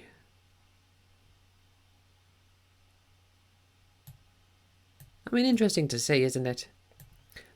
The example of God of War 2 is perfect for a game that comes out late. They're no longer worrying about how they want to do something, but concentrating on what they want to do. See, that's exactly what I was just saying. A couple of times we got scared because data wouldn't even fit on a Blu-ray. I didn't think it would be possible to get to that point. So, when you look at graphics in Ratchet, can it actually get more detailed than that? Well, maybe not. Maybe on PS3, maybe not. But, they always think, oh, we've hit the pinnacle, and then something new comes out. Lighting is unbelievably important. It makes a world of difference from something that's unlit or lit, with one light or a key light is set up incorrectly. It completely changes the look of a game. Does blue make a difference? I've read that bit was always featured up there. That bit was already featured up in that little note there, is what I'm saying there. We could have done but the same game without Blu-ray, but not the same quality. More than that, more than just Blu-ray, it's a combination of the hard drive and Blu-ray that we can take advantage of. I don't think there's any question we'd be cutting levels and music. We can make a better game because of Blu-ray. If games you made just shipped, if your games you just shipped were made 3 years down the road, what would be different? Yeah, well, obviously they'd look better because they know what they're doing again. And there's that other thing I looked at. Yeah, you can be much more creative when that's where your focus is, and you'll see games more spectacular and more fantastic because all the talent will go into what you want to do, not how to do it, not how you do it. Exactly. As the hardware change your perception of what kind of games you want to make. So they talk about the internet connection here. Yeah, online gaming. PSN also brings us the opportunity to do something smaller, so we can do something more risky and more inventive. Al. So is Al one of... Let's take a look. Is Al from Insomniac? Yes, Al Hastings. So that checks out because they did Ratchet and Clank Quest for Booty, which was originally a PSN title. One area that's interesting to me is the transition period when you're setting up and haven't done enough pre-production on the next game, and you still got some idle time. You could throw a small group of people on a title like that and bang it out in the time the rest of the team is in pre-production for the rest game. Brian, you guys don't have idle time. Ooh. Impact and potential of home in your future projects. That's something to think about quite a lot. We're viewing it as an extension of experience, not so much the gameplay. But letting players delve deeper into the universe, learn more about the characters and backstory. What's that got to do with home? Oh. Beyond accomplishments and trophies. Oh, I don't know. We want to find ways to get people to group buddy up and find ways to connect more. It seems like it's happening outside on message boards, but home is a step in the right direction to feel more like you're hanging out, talking, and you feel like your 5 minutes of that you got a connection, made a friend, more so than spend 10 hours killing each other. Oh, look at that hand-drawn home logo. Coffee stains and highlighter. This is them with. So this is like the theme of this is, you know, just bits of paper, just people hanging around, writing down notes, doodling. Win them all. You can win each of our games of the year on PS3, PSP and PS2 by entering this simple contest. 5 stars. Now that we've got... Oh, that's Odin Sphere. Look at that. Odin Sphere. Oh well. But in general, now we've got this montage here. Look at these games. Look, oh, there's Persona 3. Like, look at that compared to that. Compared to that, compared to that, compared to that. Compared to that, compared to that. I mean, that one looks a bit different. Yeah, it's clear music beta, and also that one, kind of. But they're just look at how dark they all are. They're so dark, all of them. Games of the year 2007. The envelopes, please. Weeks Liberation community and hotly debated collection of finalists. And from there, just one winner was selected for each platform. But you know the names, you know the games. So without any further ado, as the rules of award giving compelled to say, we present the first annual PlayStation, the official magazine, Game Awards, Game of the Year Awards. Cue applause, anticipation, win them all. Yeah. Let's see what wins Game of the Year 2007. And we have PlayStation 3, Assassin's Creed. What, the first one? Is that 2007? Runners up, Call of Duty 4, Rock Band, Ratchet and Clank Future. That was Tools of Destruction, wasn't it? Ratchet and Clank Future. I think that was Tools of Destruction. I think it was Ratchet and Clank Future, the different one. Anyway, if we go up here, PS Portable, right, Final Fantasy Tactics, War of the Lions, right, okay. And runners up, we've got Star Wars, Silent Hill Origins, Siphon Filter, Puzzle Quest. Yeah, I had that on PSP. So I would say that's better. But then look. Okay, I just saw here. Look at PS2 Game of the Year, God of War 2. Look at this: Shin Megami Tensei Persona 3, Tomb Raider Anniversary, Rogue Galaxy, Odin Sphere. I would consider this to be a vast improvement over, like, the PS3. See, it was around because I got my PS3 towards the end. So I got it in 2000 of two. I got it in November of 2008, right? And for a couple of years before then, so the PS3 came out in 2006, I think. And for the next couple of years, I thought to myself like, oh yeah, everyone's getting like these new systems. And I was doing game stuff at university at the time, which I started in 2007. So that's when everyone there most of them had a 360. A couple of them had a PS3, but most of them had a 360, and everyone was talking about like these new games. Everyone was talking about Gears of War and Portal, Assassin's Creed, and I was just there like, okay, but I'm playing like Rogue Galaxy, and Odin Sphere, and Soul Nomad and the World Eaters, and Disgaea, and Final Fantasy 12, and Dragon Quest 8, and I'm thinking about that now, and I'm thinking some of those like the best games I've ever played. Those games were amazing, but the PS3 at that point, it just had nothing. Anyway, oh, I've seen this before. The other one had another character. What was this one saying? Everyone gets a controller. Finally, the kids win. This quality time is the SRB. It's presented by the SRB. Yeah, because the Andersons play video games. There's a system in place to make sure they bring home the right ones. This is how that system works. First mom, then dad. Select games using the ratings on the box. Next. And it doesn't say what's next. Unless there's another one of these on the next page. Which there might be. Remember the previous one of these that I looked at had a similar sort of cartoon style. But also, there's a particular art style here that I always stands out to me. And I always think it looks so tacky. I know it's cheap, which is why they do it, but I always find it looks mega tacky, and that is where the texture is flat, regardless of the movement of what's going on. So, like this guy's clothes here, right? If you look at the texture, it's all these squares, but he is curving, like his arms curved around here, and his elbow there, but the texture is just flat. And so if this was animated, he would move, but this texture would just stay flat. So it looks like, I don't know if it's called masking or whatever, but it sort of gives the impression that his jumper is transparent and there's an image behind it, like a green screen sort of effect. I always think it looked really tacky. Anyway, here we have the experts delivering your buying advice. Retro view. 1 year ago, Rogue Galaxy, and some other stuff with a bunch of letters on. 5 years ago, Maximo, NBA 2K2. 10 years ago, Final Fantasy 7, Resident Evil, Ace Combat 2.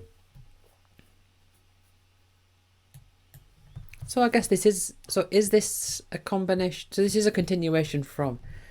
So if they're referencing 5 years and 10 years ago, that would mean that they are.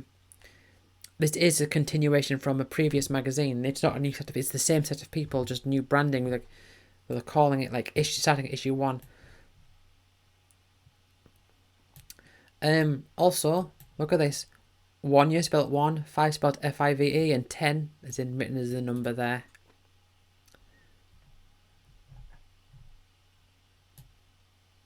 So this is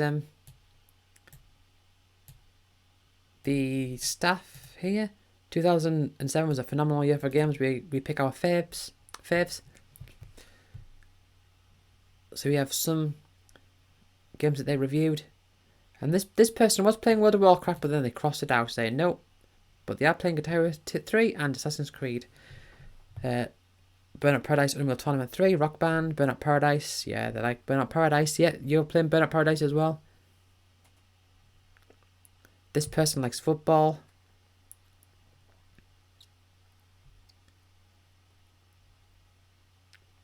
This person's been busy with reviews. Anyway, let's see what they've got. Orange box. Okay, so they're not continuing on this advert by the looks of it. Oh well.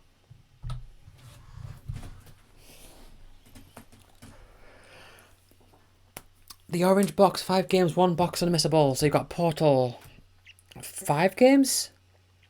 Portal, Team Fortress 2, and what's the other one? Half-Life 2? So what do you mean by 5?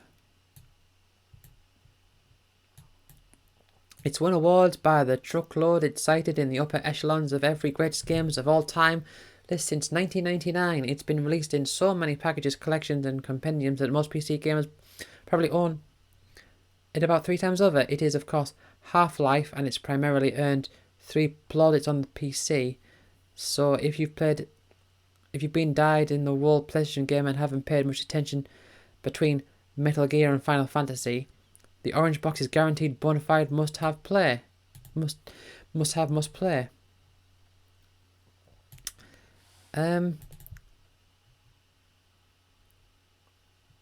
So Half-Life 2 is... So it's Half-Life and... Hold on. Half-Life and its primary... Hold on. Where is it? It says something about 3. Yeah. Well, no. What was it? And it's... it calls Half-Life and it's put on PC, so you'll have died in the woods. Where is it? I read somewhere it said Half-Life, like 3 games or something for Half-Life, or did I misread that?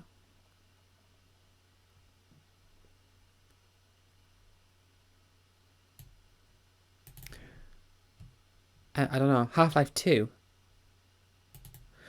Whatever. I don't know. But hey, there's Portal. Oh my god, I remember Portal at uni. Everyone was talking about Portal. Everyone loved it. Eventually, I did play it eventually, and I thought it was fine. I didn't think it was special at all, but it was just... I didn't complete it. I think I got near the end. I got past the cake as a lie bit. The puzzles punctuating traumatic action situations both ensure that both your brain and your trigger finger are tested. Pat head, rub stomach. You can do it. I never understood that pat head, rub stomach thing. That's meant to be like a thing that people find hard to do, but I've always found it like quite easy. I've never understood that whole thing. The distinctly stylized world of Half-Life 2 maintains all its trademark visual panache in the port to PS3. The texture detail is impressive, and the architecture of the cityscapes is suitably foreboding. Anyway, yeah. So it involves those games. And there's TF2. Oh, and here it is more. Look at all. I'm not reading that. If you've been a died... Oh, I've already read that. I've read that on the previous page. Yeah, they take like these little snapshots, don't they? Extreme Justice, Pursuit Force. Well, it's dark and it's gritty and it's got shooting, but this user interface has a bit of personality to it, I guess. You'll be sticking it to criminals while riding motorcycles, jet skis, and other zippy one-man crafts. Never actually heard of this game, I don't think. The original Pursuit Force remains one of our top PSP games with its intense vehicle chases, move like car leaping while shooting. And that visual style, we were smitten by the blend of new tech and old school gameplay taken to all new levels. So this is a PSP game, right? With its bosses and enemy waves, the game is reminiscent of classic shooters. Right. Looks like Burnout Paradise there. Oh, here it is, Burnout Paradise. I did like Burnout Paradise. I platinumed it as well. It's a bold move, but it's still Burnout. Although seasoned veterans will have retained the ropes to some degree, but is it ever worth it? Okay, so they phrase that as if like, but is it ever worth it? Like, oh yeah, like like rhetorically, but I read that as like, but is it ever worth it? Like a question, like a genuine question. Paradise City couldn't be more fitting name for the game setting.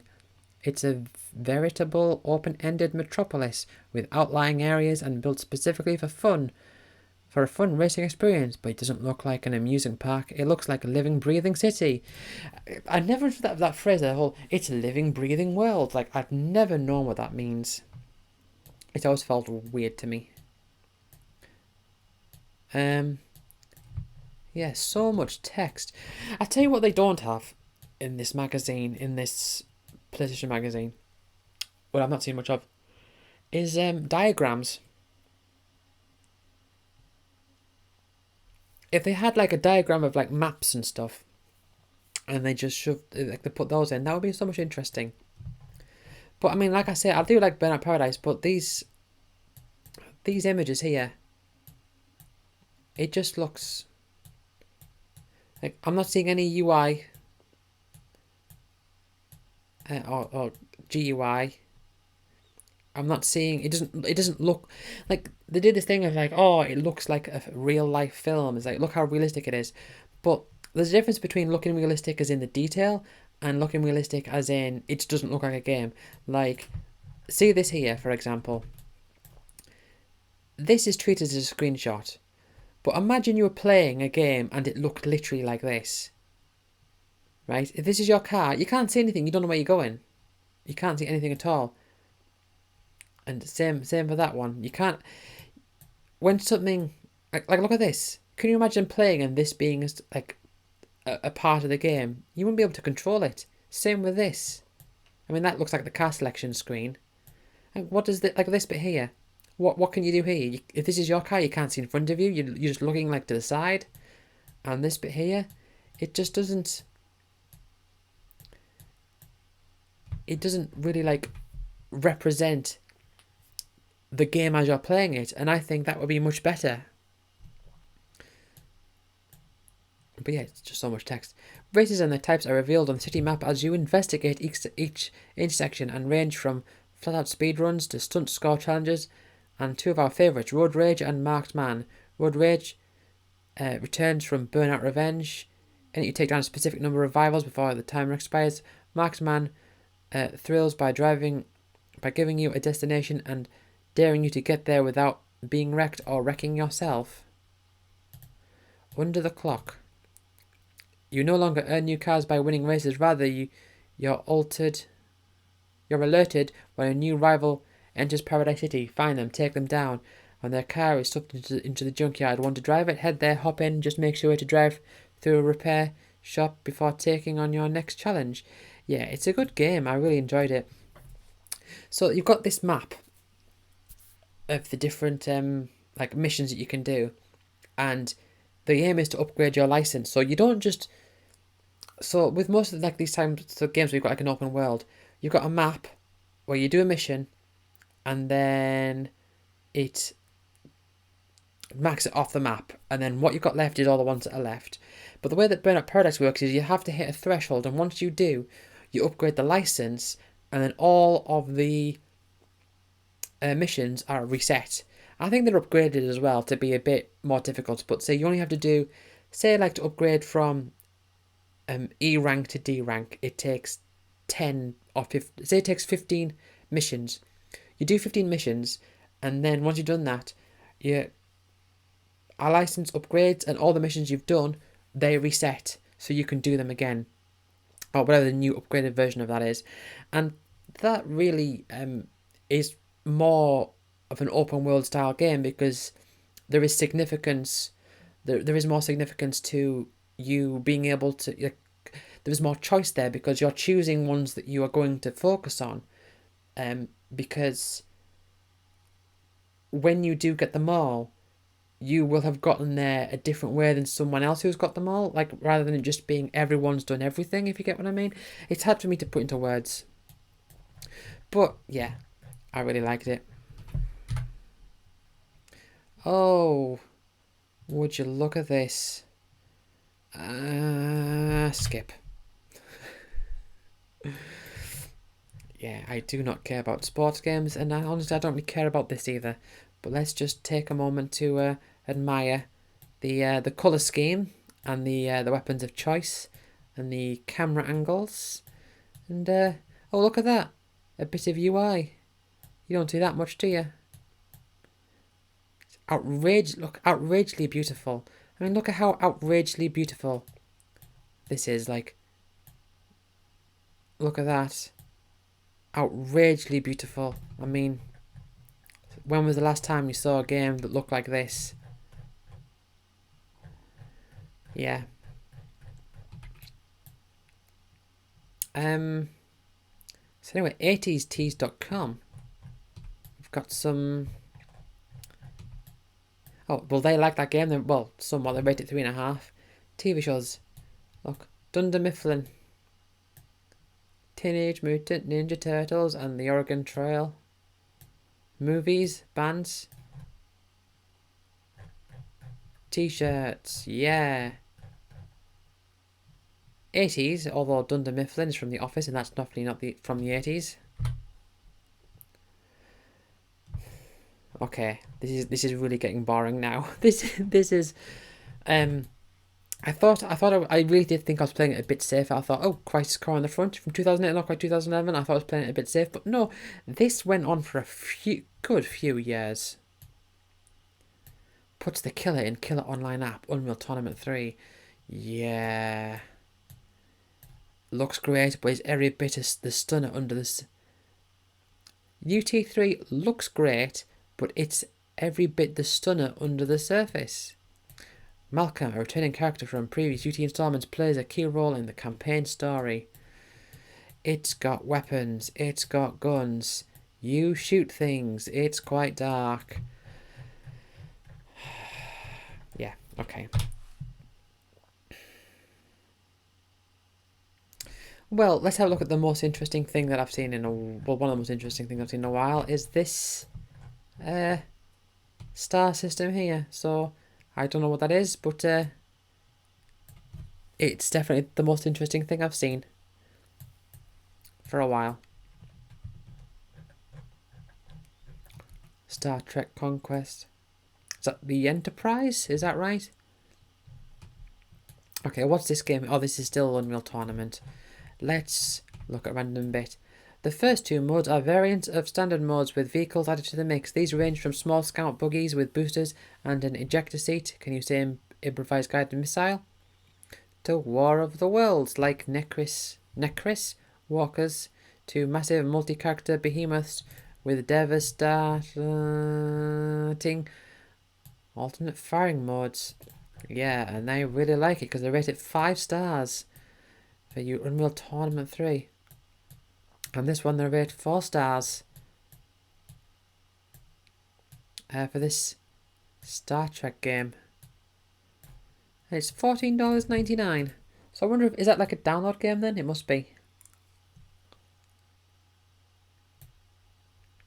Oh, it's just a PS2 game. And they released it cheaply. As you go Genghis Khan on each system, you'll set up mining colonies that will supply the cash you'll need to line your ever-deepening space pockets. Research facilities to help you strengthen your defences and outfit with your set of 3 fleets. And that was reviewed by Katie Lynch. Next page. Atari Classics Evolved. Oh, okay, so this isn't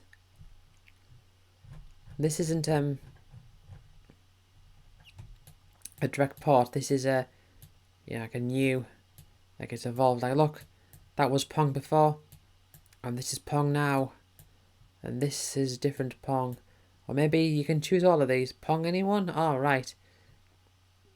Yeah, so it's saying like, so this is saying like, look at all this Pong that I've got. What do they rate this as? This is a PSP game.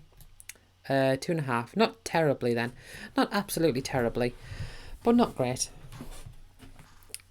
Includes these 11 games here, but look. What's this one called? Is that Defender?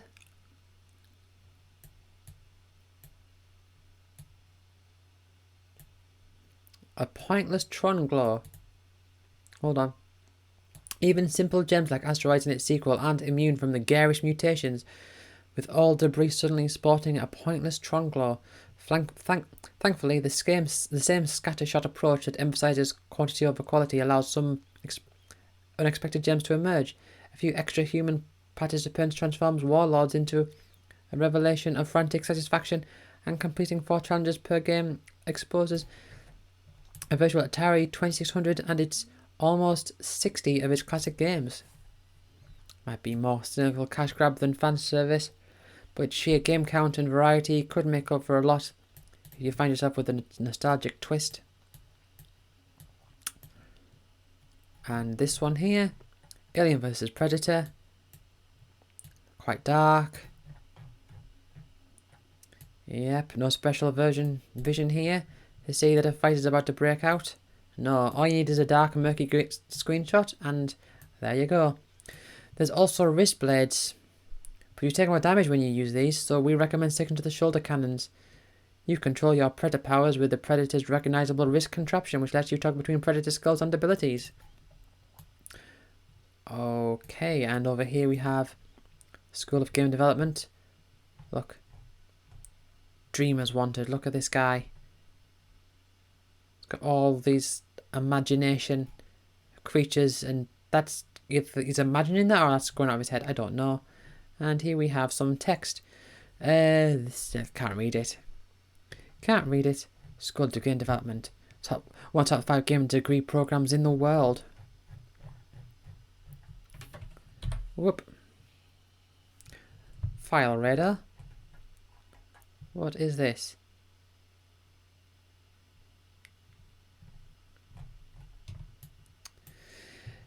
This is the brand new Premier Next Gen Game Link site. Built for the community, by the community. File Radar puts the true power of game file distribution into your hands. So this would be like demos, mods and stuff, yeah. That looks like Age of Empires. I mean, it's not. I can tell it's not.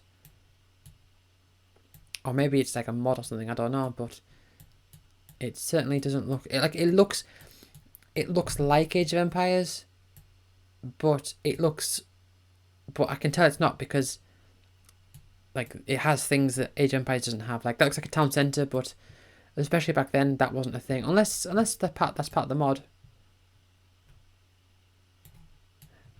Who knows? The thriving community of informed gamers network together to be the first to either playtest a hot new game or enhance the games you already love. How can you go wrong? You can't, and neither can File Radar. You now wield this power. Use it wisely. Whoa. What are these little dots representing?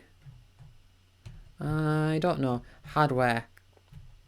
Peripherals and gadgets. So, built-in Wi-Fi support offered by PS3 and PSP combined with the hassle of sheer unattractiveness of running cables around your house, the case is strong for taking your home network wireless. D-Link for offering gamers the DL4500 is definitely a tempting package considering the technology and conceive it packs. So that's $240. What's this here? A charge base. There's one accessory every PS3 owner should have. Rather than leaving your system on with controls connected via USB to charge them, our Charger Base 2 plugs into wall power and provides a 24-hour charging station for 2 controllers. No cables necessary. A step up from its previous 6-axis charger, which also works with the Dualshock 3, we tested it. The Charge Base 2 won't have you accidentally marrying your controllers by pushing them into mini USB plugs. Marrying? I don't know what that means. Instead, it comes with 2 plastic charging plates. And here, is this another Wi-Fi thing? Yeah, it is. Sort of. An Extreme Endure High Definition Media Bridge DAP1555. And video game rentals. Gamefly. Oh, is that a code? Enter coupon code. Ah, you get it cheaper with the coupon. Pain management. So this is pain.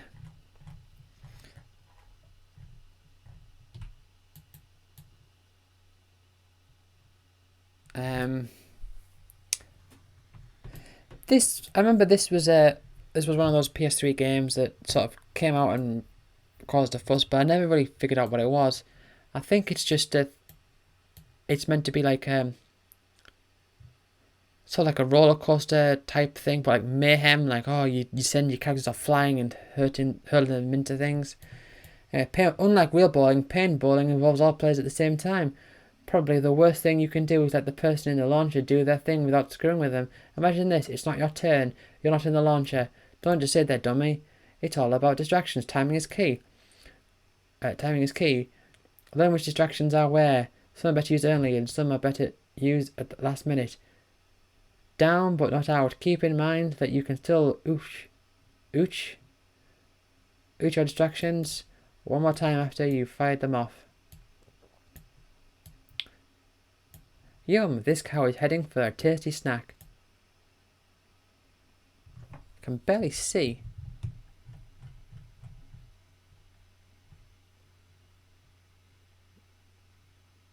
It looks like someone in a suit. What's going on here? Is that a face? Oh, I think that's a face. In a suit. Oh, and they're donuts. Okay, this has nothing to do with pain, but this off-the-wall X-Pack adds a lot of content to an already fantastic game. If you can't get online, Elder Scrolls Fall Oblivion Shivering Isles will deliver loads of fun. What's that got to do? Hold on. Options for the Lone Wolves. Oh, right, okay. So this is. Oh, well, if you don't have multiplayer, you can play a different game. How fun. And you have some monkeys throwing those American footballs. Monkey plus football equals a match made in heaven. Horse. We all know about the basketball game, but horse in pain is a bit different. Hitting the same first object as your opponent is the easy part. You'll have to rack up an impressive score. So yeah, this game is basically, as far as I can tell, just about chucking things around, causing carnage, causing mayhem, and any other word that is associated with Craig Child on Robot Wars. Destruction. There's another one. Letters. Oh. It's my favourite part. Especially in the, although maybe, I was going to say especially, but maybe not, hold on, letter of the month, I see the first line and I'm thinking, I've got to read this. It's scandalous that as a free society of grown adults we can't purchase an AO game. I find it even more scandalous that gaming journalists aren't doing more to inform the gamers of what we can do to affect change. And I find it even more scandalous that big box stores think they have the right to ban games for adults, because games are just kids' toys.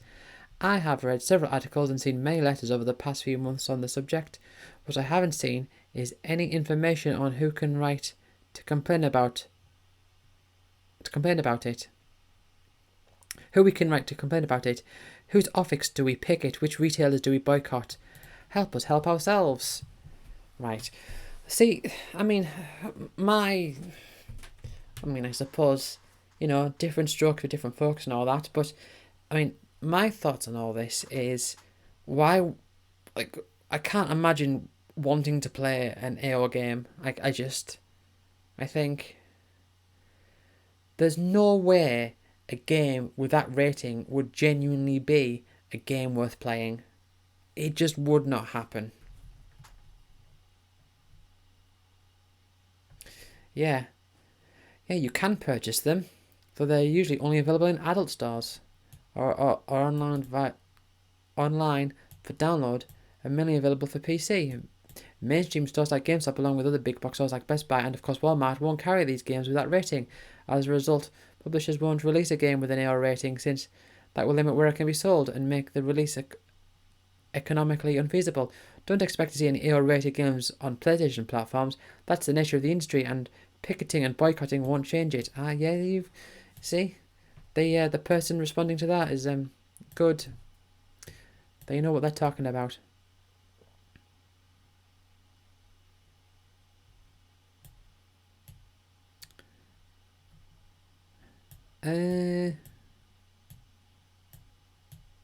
hold on. Right, High Def Wars. I just got a new LCD computer monitor, and I want to hook it up to I want to hook up my PS3 to it so I can play in high res without coughing up the big bucks for a HD TV. It's American, isn't it? So an HD TV, not a HD TV. Most blogs say VGA is not supported unless you want to pay over $200 for cables, and then you need to use different cables, losing your audio in the process. But some people say there are a few VGA transcoders on the market that work. What's the verdict on the bunch of letters numbers? Good, bad, or am I doomed to buying an HD TV? The verdict on the bunch of numbers is overwhelmingly positive. Use the typical 19-inch numbers, native resolution LCD monitor. You'll be able to play PS3 at 720 resolution with no picture quality degradation. If you have a larger LCD display with a higher native resolution, you can achieve 1080p. So that is very much very much reminiscent of my 2008 TV issue. Because it was around this time I bought a new TV. It was a HD TV. I had one of those big boxy TVs originally. I got a new HD TV, and I only had a PS2 at the time. I remember playing Final Fantasy X, and the graphics were all blurry, and so I had to take the PS2 down, put my old TV up, and I had the PS2 in a box on the floor, and I just let it there for months before I got my PS3, when I eventually set it back up again. Now,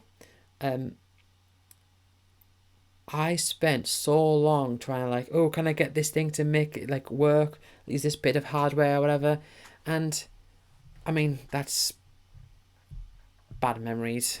It wasn't very good. I mean, it's nostalgia, which is nostalgia of bad memories. And of course, you can have bad memories because bad things are associated with a certain time, and that kind of was.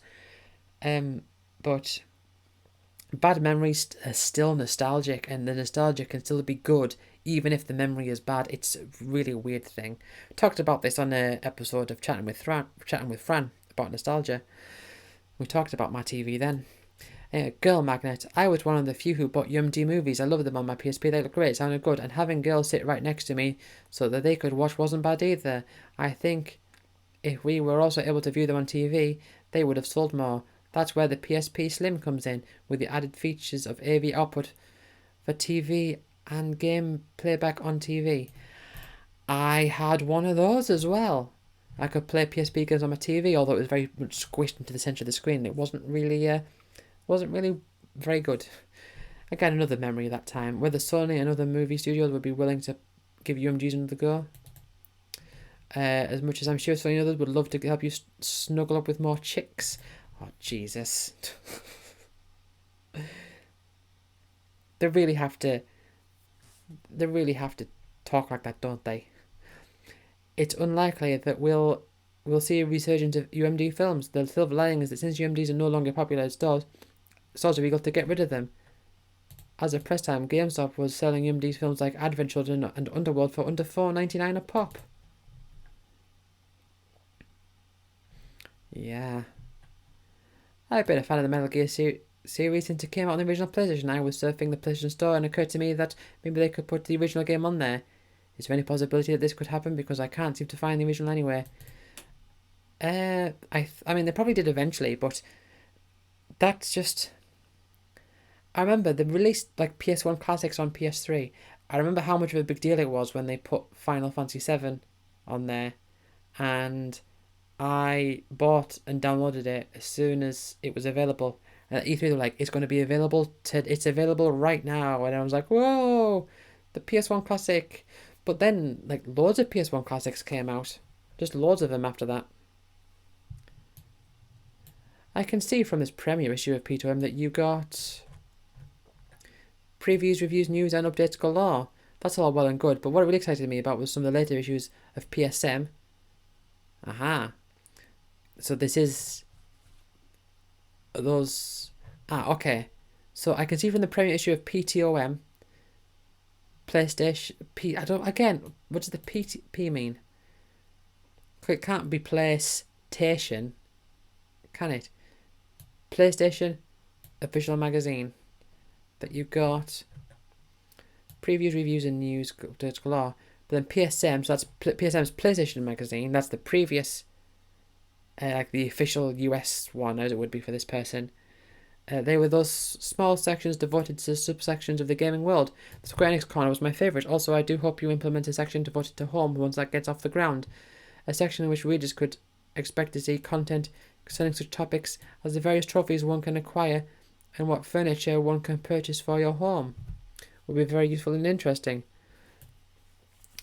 Anyway, the response from Rob is, home is definitely a big blip on our radar, and I hope to have some exciting news about it very, very soon. We'll devote space in the network section to home and in an update to other big PlayStation franchises when we have significant news to report. So now you are PlayStation, the official magazine. Are there any plans to improve your online presence? Right. We have plans, too early to reveal right now, but 2008 will be a big year for our readers in the print and online. So this is clearly... So this basically confirms that, like, yes, it was PSM, and now it's... Oh, PlayStation, the official magazine. PTOM, right. PlayStation, the official magazine. Right. That's what PTOM means. So, PSM, and then PTOM, PTOM is the continuation, or it's the new thing, where PSM was the previous one. So that's why they started new. So this is why this is issue 3. So it is like a reboot sort of deal, I guess. So that makes sense. Anyway, look at this. Your take. While $400 to $600 may be a lot for a new system, this price still makes the PS3 very close to being the cheapest Blu-ray disc player on the market. Yeah, so true. If you don't have a PS3 yet, here's how to convince your parent/spouse/pet rat to get you one. Compare the price, standalone Blu-ray players, and PS3 loudly. So, it says here PS3 40GB. So the PS3, the original one in the US, that was PS3 60GB, which had hardware backward compatibility with PS2. In the UK, the first one was the 60GB PS3 that had software compatibility with PS2. And in the US, they brought out the 80GB one, which had software compatibility with PS2, like the original PS3 in the UK, or well, Europe did. And then from the 40GB onwards, they didn't have any. And man, again, it's just, I have such strange, like, I do complain as I go through this. I do talk about how boring all these games are, but I do have some major nostalgia over this time with regards to tech issues. Yeah, because I remember I was looking to get a PS3, and then I heard about the lack of backwards compatibility, and I was like, oh no, what do I do? And then that became its whole thing. But I eventually got the 60GB one second hand. But my goodness, this was, yeah, this is bringing back memories of things that now just do not concern me at all. Like, I mean, not just because the hardware is, time's passed and there's new hardware now, not just in terms of that, but these days, like, I have no issues with, like, TVs not working or things not running, like games consoles. Like I've got a PS4 now. I very rarely play. I haven't played it for over a year now, I don't think. I've got a PS3, which I also haven't played for a long time. But there's no, like, oh, I kind of want to get a PS5, but oh, I want to be able to use my TV, and I want to... There's none of that. That's just an issue of the past, and that's why I feel so nostalgic over it. Gloob TV. Garbage free. Oh, okay. I see. Free of garbage, not that they're going to give you garbage for free. The best new web videos every day. So this is like news stations. We've got this this guy with the mohawk here. Did I see him again somewhere else? No. I thought I saw him twice. But what is this? Every day, find something good. So is this like an old... fresh hand-picked web videos? It's like a web streaming service? But it's based on like TV shows. Because we've got CNN here. Vice President Dick Cheney. We've got YouTube. Oh, so that's... So is it a clip of YouTube or the video, or did they just take a screenshot while forgetting to crop out that bit? You've got Fox News there. So that's kind of an anti-advert. Say, look, we've got Fox News. Got Fox News here. Muslim imam suing airline for discrimination. And there's Barack Obama with this player. Every day. Looks like a wedding. A punk guy. A fire breather. Fireworks, a guitarist. Maybe some stand-up comedian. Some explosions. Some orcas. It's all on Gloob TV. It's all there. PlayStation Store. Pixel Junk Monsters. Yeah, I played Shooter, but I didn't play Monsters. I think it's meant to be like a tower defense, isn't it? I think. But when your malicious pandas or bats approach, instead of hacking and slashing, you'll defend your home by building offensive towers out of nearby trees. In the process, you'll also be managing money and tower variety. Yes. PlayStation Store, look, you can download these themes. Do you remember these themes? See, with the PS4 and probably PS5, I mean, everything, PS4, that era and everything forward from there, everything is changed. All the user interfaces is changed into like panels. So you wouldn't get like these updated images of like icons and all that. You just get a background. I remember I had the Final Fantasy 13 one. We had the Final Fantasy 13 style icons. I like that, but like I wouldn't do it now. I just like it to be plain now.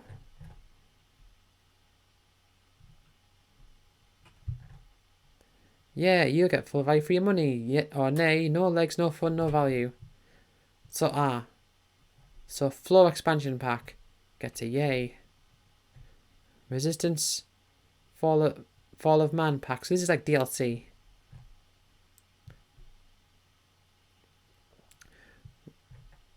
The Rock Band artist pack. Yeah, Queens of the Stone Age. The Place, David Bowie. Black Sabbath. I fought the law and the law won. Just some highlights. But here we have Operation Creature Feature. Creature Feature is the name of the 311 song that's really quite trippy. Really good song, I really like it. Sometimes I'm unsure. Tell me, baby. This extremely short game, the 5 worlds can be completed in around an hour, serves more of a tech demo for the PlayStation Eye. Required than a deep or challenging experience. Yeah. So is that just... That's not an add-on then, is it? Or is it what's an add-on for? Operation Creature Feature.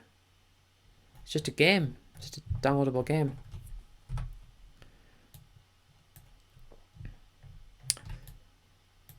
Anyway.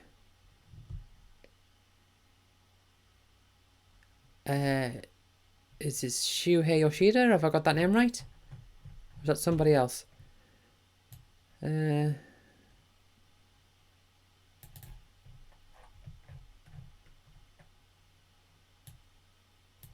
don't really know. I believe his name is Shuhei Yoshida, but I don't know. Oh, Shu's background.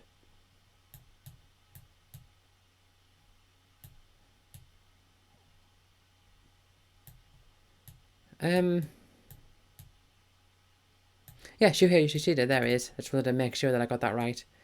Anyway, nearly done. My goodness, it's so hot. My room is 31 degrees. This isn't right. This isn't nice. I don't like it.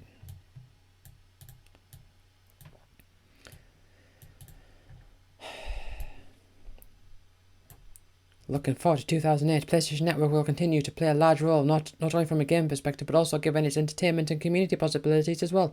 Little Big Planet comes with integrated content creation tools which enable each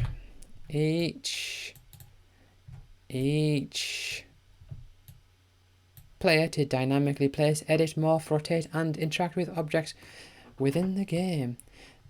So when did Little Big Planet come out then? Because I got it. It was one of the early PS3 games I got. It was the first one I got with trophies. And I got my PS3 at the end of 2008, as you know, in November.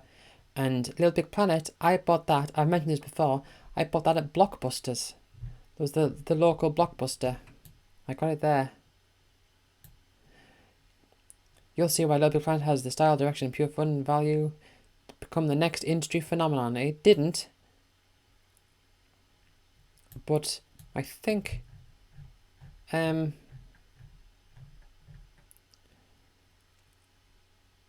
was played up to be. I remember they had there was one E3 they had. So it might have been 2008 E3. I think it might have been 2008. I will have to look it up.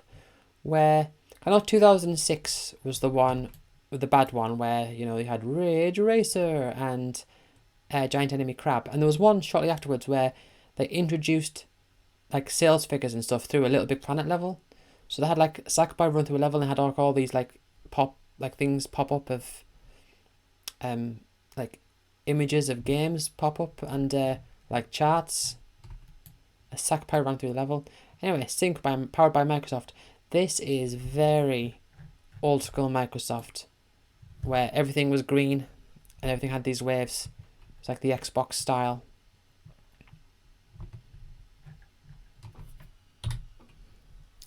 And that's it. The Golden Compass. Available now on all of these systems: Xbox 360, PlayStation 2, PSP, PS3, Wii, and Nintendo DS. Yeah, see, this is they still have the PlayStation 3, because the PlayStation 3, the box has changed as well when the logo changed. So they had the banner on the side originally with that font, and then eventually they had it along the top. And on the spine, it had a little red square that said PS3 in the Spider-Man font, where eventually they changed it to a bit bigger of a black box with the newer PS3 logo on it. But anyway, that is the Golden Compass, the back page. And made with love by Retro Mags. And is there one more? No, that's 100, 101. Alright then. Well, okay, so lesson learned is that PlayStation Magazine from 2008 and PlayStation Magazine from 2011 is almost identical, pretty much. It's just not a good era for PlayStation games, the big PlayStation games, the big Xbox games. I mean, I've not looked at an Xbox One yet. I do have an Xbox One, Xbox Magazine that I will be looking at, but I've never really been too big into Xbox. I did have a 360, but there will be one that I will look at at some point pretty soon, I think. I think I've got it lined up for maybe the second or third one after this one. I don't know. But